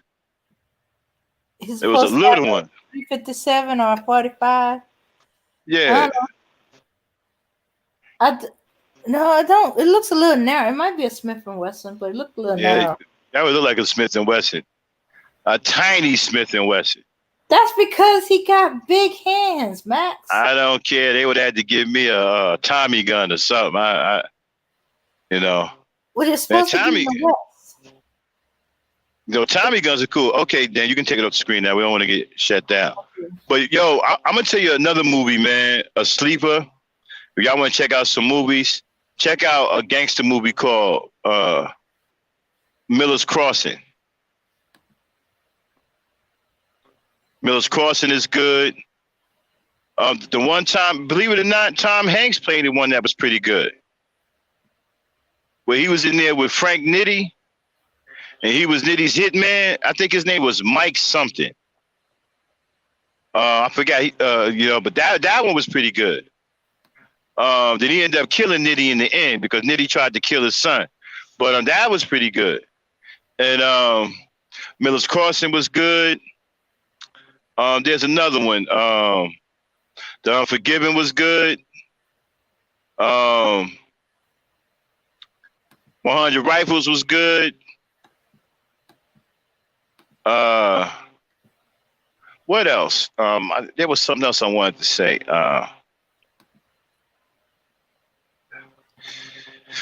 Yeah, so we had some. You got to go back to really. You got to be a movie buff to pick out the real good ones and whatnot. Yeah, we just kicking it now. We done with the rant and all that. So y'all want to come up and just kick it. We're going to stay like another half an hour or whatever. Then we're going to get on out of here. But the link is in the chat. Y'all can just come on up and just, kick whatever. Right now, we just kicking it and just talking right now. So if anybody want to come up and hang out with us, you're welcome to it. The link is in the chat. Huh? Oh, Kendall said Tom Hanks' Road to Perdition. Yeah, Road to Perdition. Yeah. That was good, man. That was good, man. That was a really good movie, man. Miller's Crossing was good. He had the Dane in there. Not Dame, Dane. With an N. The Dane. Like Great Dane? Yeah, he had the Dane in there. The Untouchables, I thought they were all right. The one with Kevin Costner, it was all right. The Wyatt Earps, I like both of them. I like Tombstone, and I like the one that Kevin Costner did. Now, I want you to pay attention to those movies, though, right? Those movies was about white privilege. Because the white man back then did exactly whatever he wanted. And what killed me was Wyatt Earp was a lawman who spent most of his time breaking the law. Mm-hmm. Nobody said nothing about it. Like now. What kind of lawman that says this? The next time I see a man wearing a sash, I kill the man wearing it. What kind of law is that? Shouldn't he have gone to jail? Shoot. I mean, dude spent almost the whole movie breaking the law. But he was a lawman. Matter of fact, quiet as kept, he was wanted for being a horse thief, and they were supposed to hang him. He beat some old white man down and took his horse. Yeah. It's supposed to be hung for horse stealing. Then his boy was a stone cold killer. Doc Holliday was a murderer. I thought he was an alcoholic and he killed his patient from too much drinking. I don't know about all that. But he was even people even said it. Why your friend Doc Holliday is one of the worst killers in this territory. Okay, hello. Worst killers?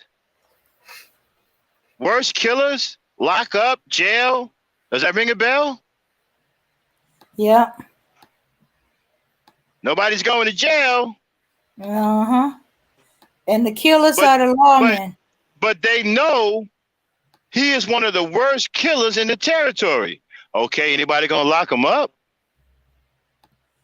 Why you gonna lock him up? Well, you just said he one of the worst killers in the territory.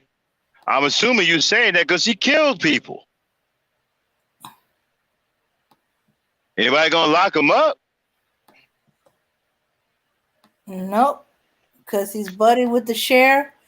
And you walking around with a killer as some fake deputy, and they was running down on people, picking fights and blowing people away. That fight at the OK Corral or whatever that was down there, man, they went down there starting shit.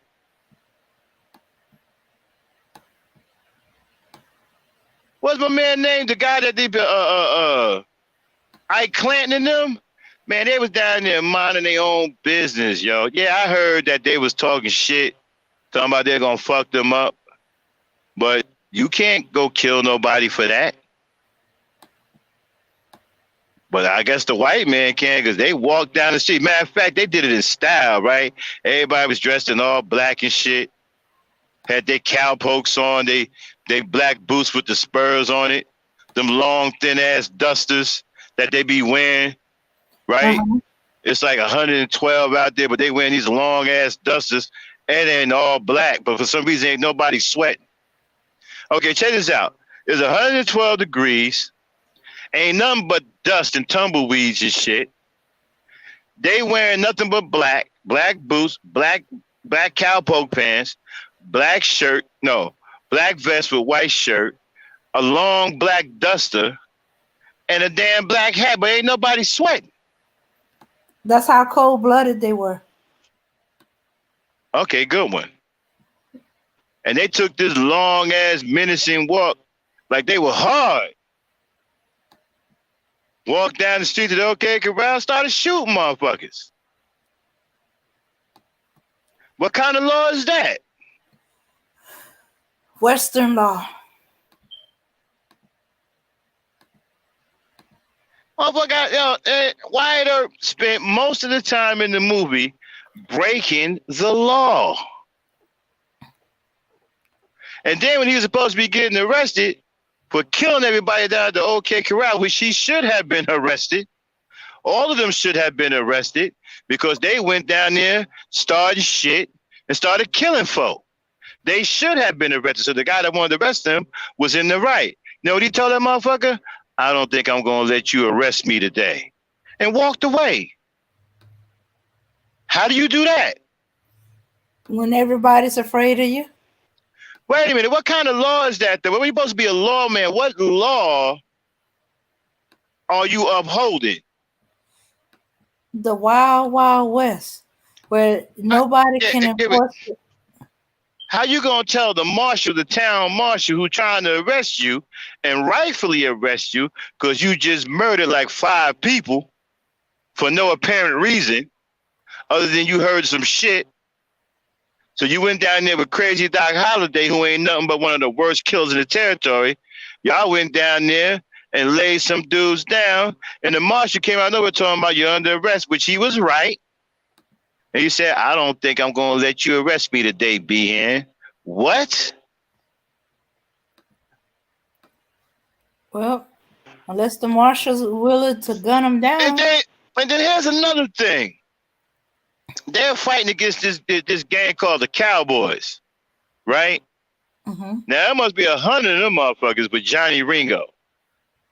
How the hell does a known outlaw gang with like 100 crazy members get law enforcement badges? How does that work? corruption. They went and got their own deputy badges from, I don't know who the hell they got them from. They showing up with law badges on. This is an outlaw gang called the Cowboys. Now I'm talking about, I switched over to Tombstone. Okay? That when Curly Bill said, remember when it first opened up, Curly Bill said, y'all killed 2 cowboys. And they lit everybody up. Oh. How the hell did they get law badges to come after Wyatt Earp? Because the town where they got the badges from, they haven't committed any crime at, so they got deputized by the citizens or the sheriff over there, the former posse, to go get Earp. The next time y'all look at these movies, if y'all ever see these movies, pay close attention. This is all about white privilege. This is all about what Tariq Nasheed be saying. I'm white and I say so. That's all Wyatt Earp was about. I'm white and I say so. Yep. And I don't if you want to stop me, you're gonna have to kill me. Right. I'm white and I say so. I don't think I'm gonna let you arrest me today, B-Han. What? You just murdered 5 people. So him and his family, they going through the whole movie breaking the law. Then he giving some prostitute drugs. What?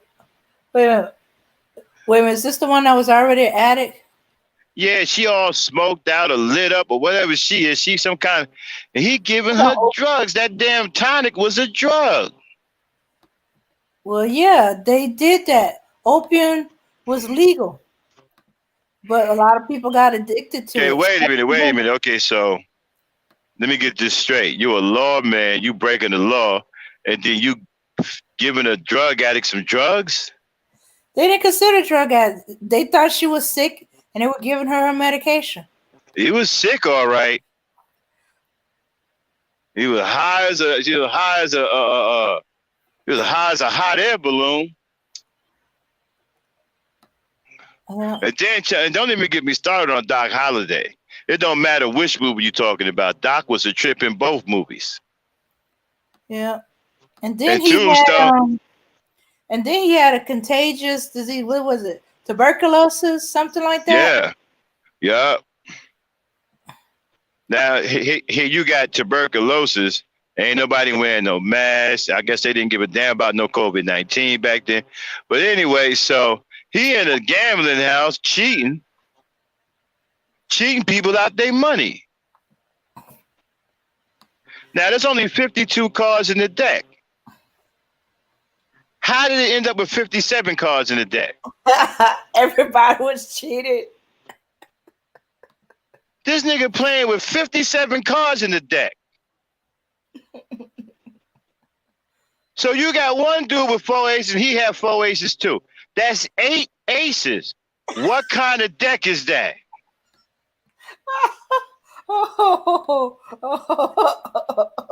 I'm sorry, Max. I know you're being serious, but so I'm just watching this shit, right? And then the dude who got cheated, who was upset and rightfully so, came at him. Well, first of all, Doc was cold about it. He said, man, why, what did he call him? I forgot he called his name. He said, we cross. Now he took them guns out and he said, guns don't scare me, because without them guns, you ain't nothing but a skinny lunger. And he said, wow, what an ugly thing to say. Then he put his guns down, said, now we can be friends again. Do away from them guns. He took out that fist knife and cut him like a jigsaw puzzle. That's cold-blooded murder, folks.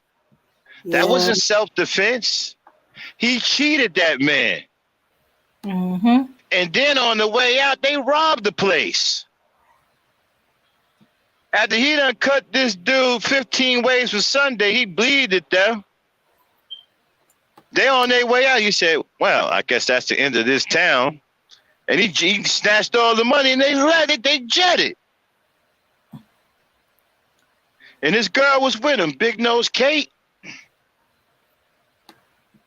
They was on some Bonnie and Clyde shit, but yeah, he the friend of a lawman. And that dude ended up with a deputy badge. Yeah, man, them Wyatt Earps was serious, man. There's all kinds of white privilege in that movie, man. All kinds. Yeah. I mean, it was. And they got museums all over the place for these criminals. Since when the cops okay. When he told that dude, he said, there ain't no guns in town. They gonna enforce the law. He said, you gonna be the one that's gonna try it? He came up to him and stuck that shotgun in his chest. He said, look, you don't want to cooperate. I'm gonna open you up so wide your whole crew gonna see what you have for breakfast. Kind of shit is that for a lawman to say to somebody? They supposed to be upholding the law. You out here threatening motherfuckers. Well, exactly. Exactly, Kendall, that they're above the law. I mean, these movies are a trip, man. Y'all got to watch these movies and really look at them. They are tripped out, man. This is white privilege. Like you said, they are above the law. I mean, Wyatt Earp was making up his own shit. They were doing what the hell they want to do. They went down to that OK Corral and they killed them boys. Ike Clanton and them. Well, Ike Clanton got away. But that dude, Billy, they lit his ass up. Billy the Kid? Nah, that dude, Billy, they must have shot him like 12 times. I mean, they lit his ass up. That dude was pop locking. He got hit so many times with bullets. He started pop locking.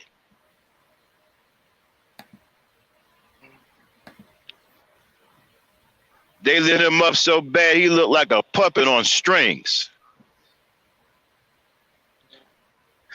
And so they down there killing people and talking about, I don't think I'm going to let you arrest me today.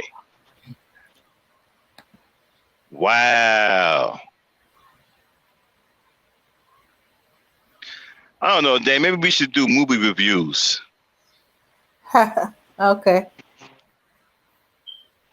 And you know what? I want to review the Black Panther. I know people done did it already, but I got my own way of reviewing it. I got a little twist on it and whatnot. I don't know, y'all. I might do a movie review. Or if y'all want me to review a movie, let me know. Mm-hmm. Shoot me, just type in the chat one day what movie you want me to review. And I'll start a review show and we'll review the movie. Of course, we're going to put some comedy to it and, some cleverness to it. But, yeah, we'll review the movie. But man, y'all gotta watch so many movies. And then John Wick, a murderer. The movie don't even have no plot. It opens up with him killing like 40 people. See, all this is BS, man. All of this is designed to scare people. Remember, Dame, I told you it's that kitten effect, right? Ain't no white man out there that bad. He killing 40 people.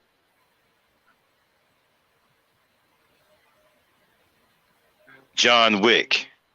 They call him Baba Yaga. He the man they call the killer boogeyman. All right, y'all, we about to get out of here, but we're going to leave it open for another 10, 20 minutes. Anybody want to come up? If nobody comes up, we're going to shut it down. So, Dane, what do you think about the broadcast? You got the link in the chat? Yeah, I'm going to put it again. Yeah, put it in there. We're going to give them 20 minutes. They don't come up. We're going to shut it down. Oh. So, so what Kendall said? What'd he say? He said Black Panther was just Martin Luther King and Malcolm X. You know what? That's deep, man. That's deep, Kendra. I never looked at it that way. That's deep. That's deep. That's deep. Because Killmonger, right? They made Killmonger look. First of all, Killmonger was the righteous dude, right? But they turned him into a lunatic, right? And had him kill a couple of black women. So you know it was over for him after that. Once you kill a black woman, you done. And the black woman went in on him so bad, and then they made him out to be a lunatic.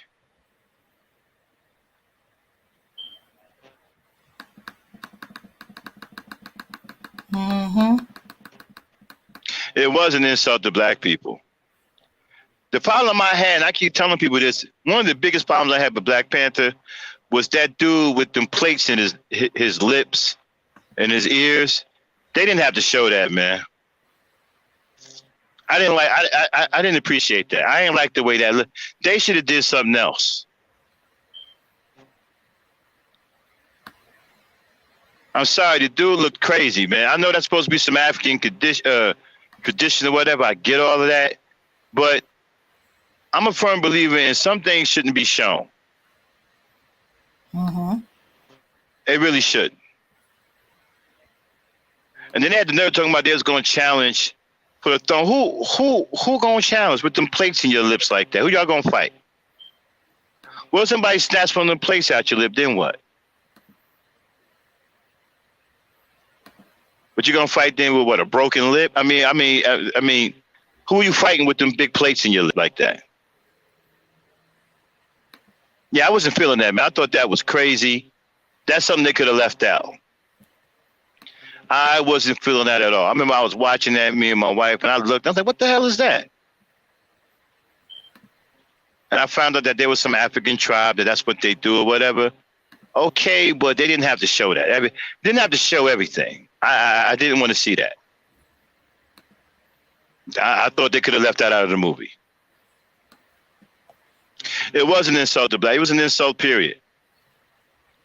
And you know, he was a punk. I don't know how you can represent a ferocious beast like a Black Panther. You some old passive, sugar in the tank type Negro.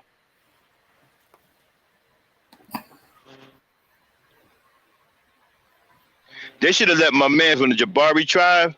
They should have let him be the Black Panther.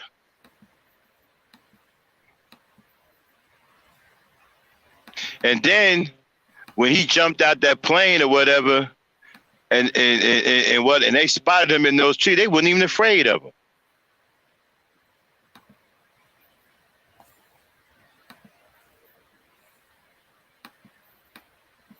Exactly. Man, Kendra was on it, man.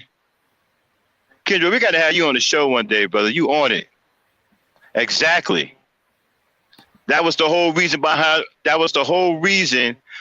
Wakanda not wanting to help their fellow countrymen. Basically, they were saying that Africans and African Americans shouldn't unite. You're right. It's exactly right. I wonder how many people saw that, though. How many people figured that out? Well, that was the impression I get. Yeah. See, Killmonger, you see, they did Killmonger dirty. And what killed me was King T'Chaka didn't have to kill his brother. Mm-hmm. How you gonna have a bulletproof suit and you killing your brother?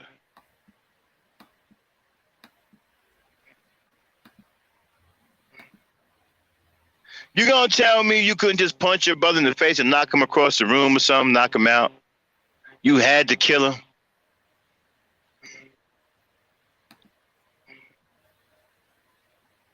I thought that was unnecessary. And then you didn't bring the child with you. You left the child there. He didn't have nowhere to go. That was his father. You did him cold. You left his father dead in the house. You let the young boy come and see his father on the floor of the house dead. And y'all gone.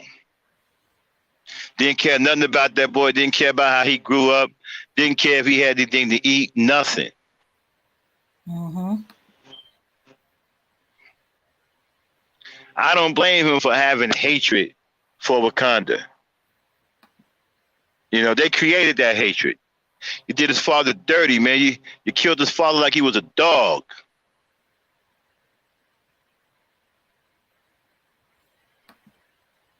So what, he supposed to come back all smiles and shit?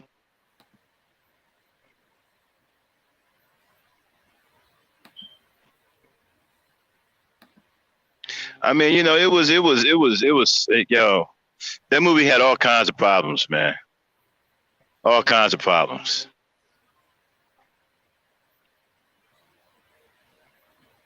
And everybody keep talking about, well, the queen was rebellious. Man, forget all that. He was the king.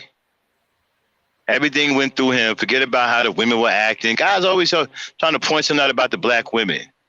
Yes, they're going to be sassy. Yes, they're going to be. That's women, man. Dudes need to get it. Women going to be like that. Okay? They're going to be sassy. They're going to be argumentative. That's women for you. Move, keep it moving. Nothing to see here. You let these dudes tell, oh, the women were mean and hateful. They see how black women are. The black women want it. Come on, bro. I mean, they jumped all over that.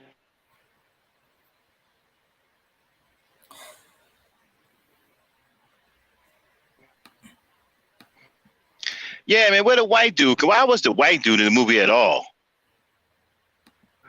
Actually, they had two white dudes in the movie. Yep. You know what I didn't like? I didn't like the way they showed him so much care and was so gentle with him, but yet you smoked your own brother like he was a dog.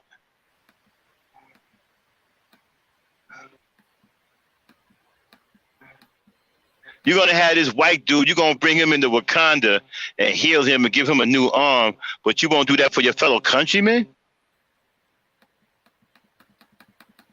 See, they was on some Sambo stuff. They were Sambos. Even God rest his soul, even dude said it. He said the Black Panther was actually the villain in the movie. What was his face? Wasn't it Chad Bowen? They did an interview. He said that Black Panther was the villain.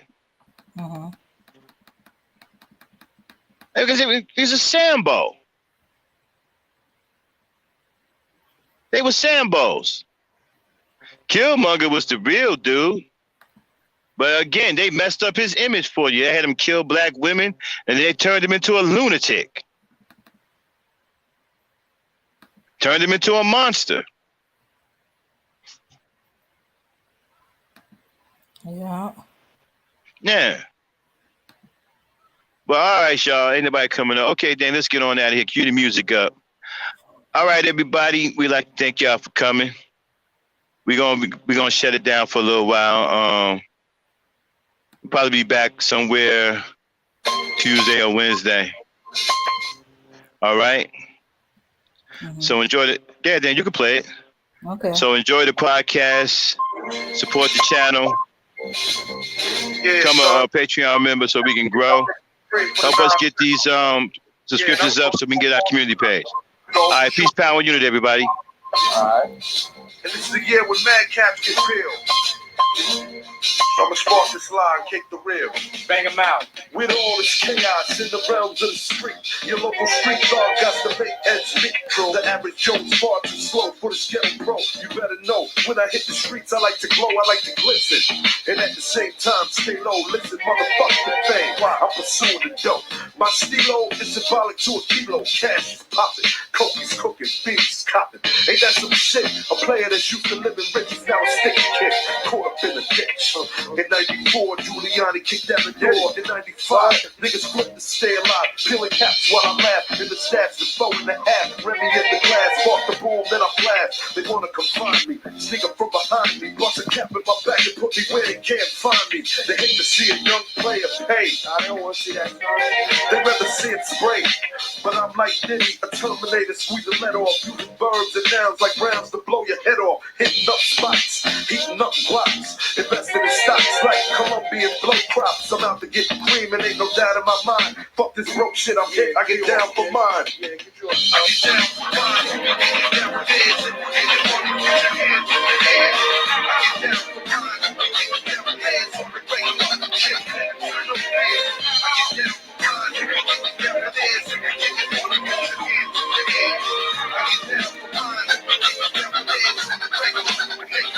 I hear you wanna be a player. I ain't someplace you left.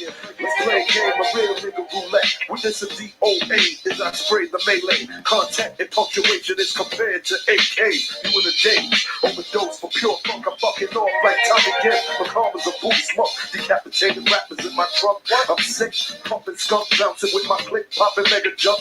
I'm getting back while these clowns be zigzagging. What's this talk about flipping keys? Come on, you're nickel bagging. I'm blasting off wings and then your doubters believe it. You see, I was packing heaters when jokers was banging cheerleaders. Ain't nothing changed, it's still the same in the rap game. I'm known for banging rookies out the frame.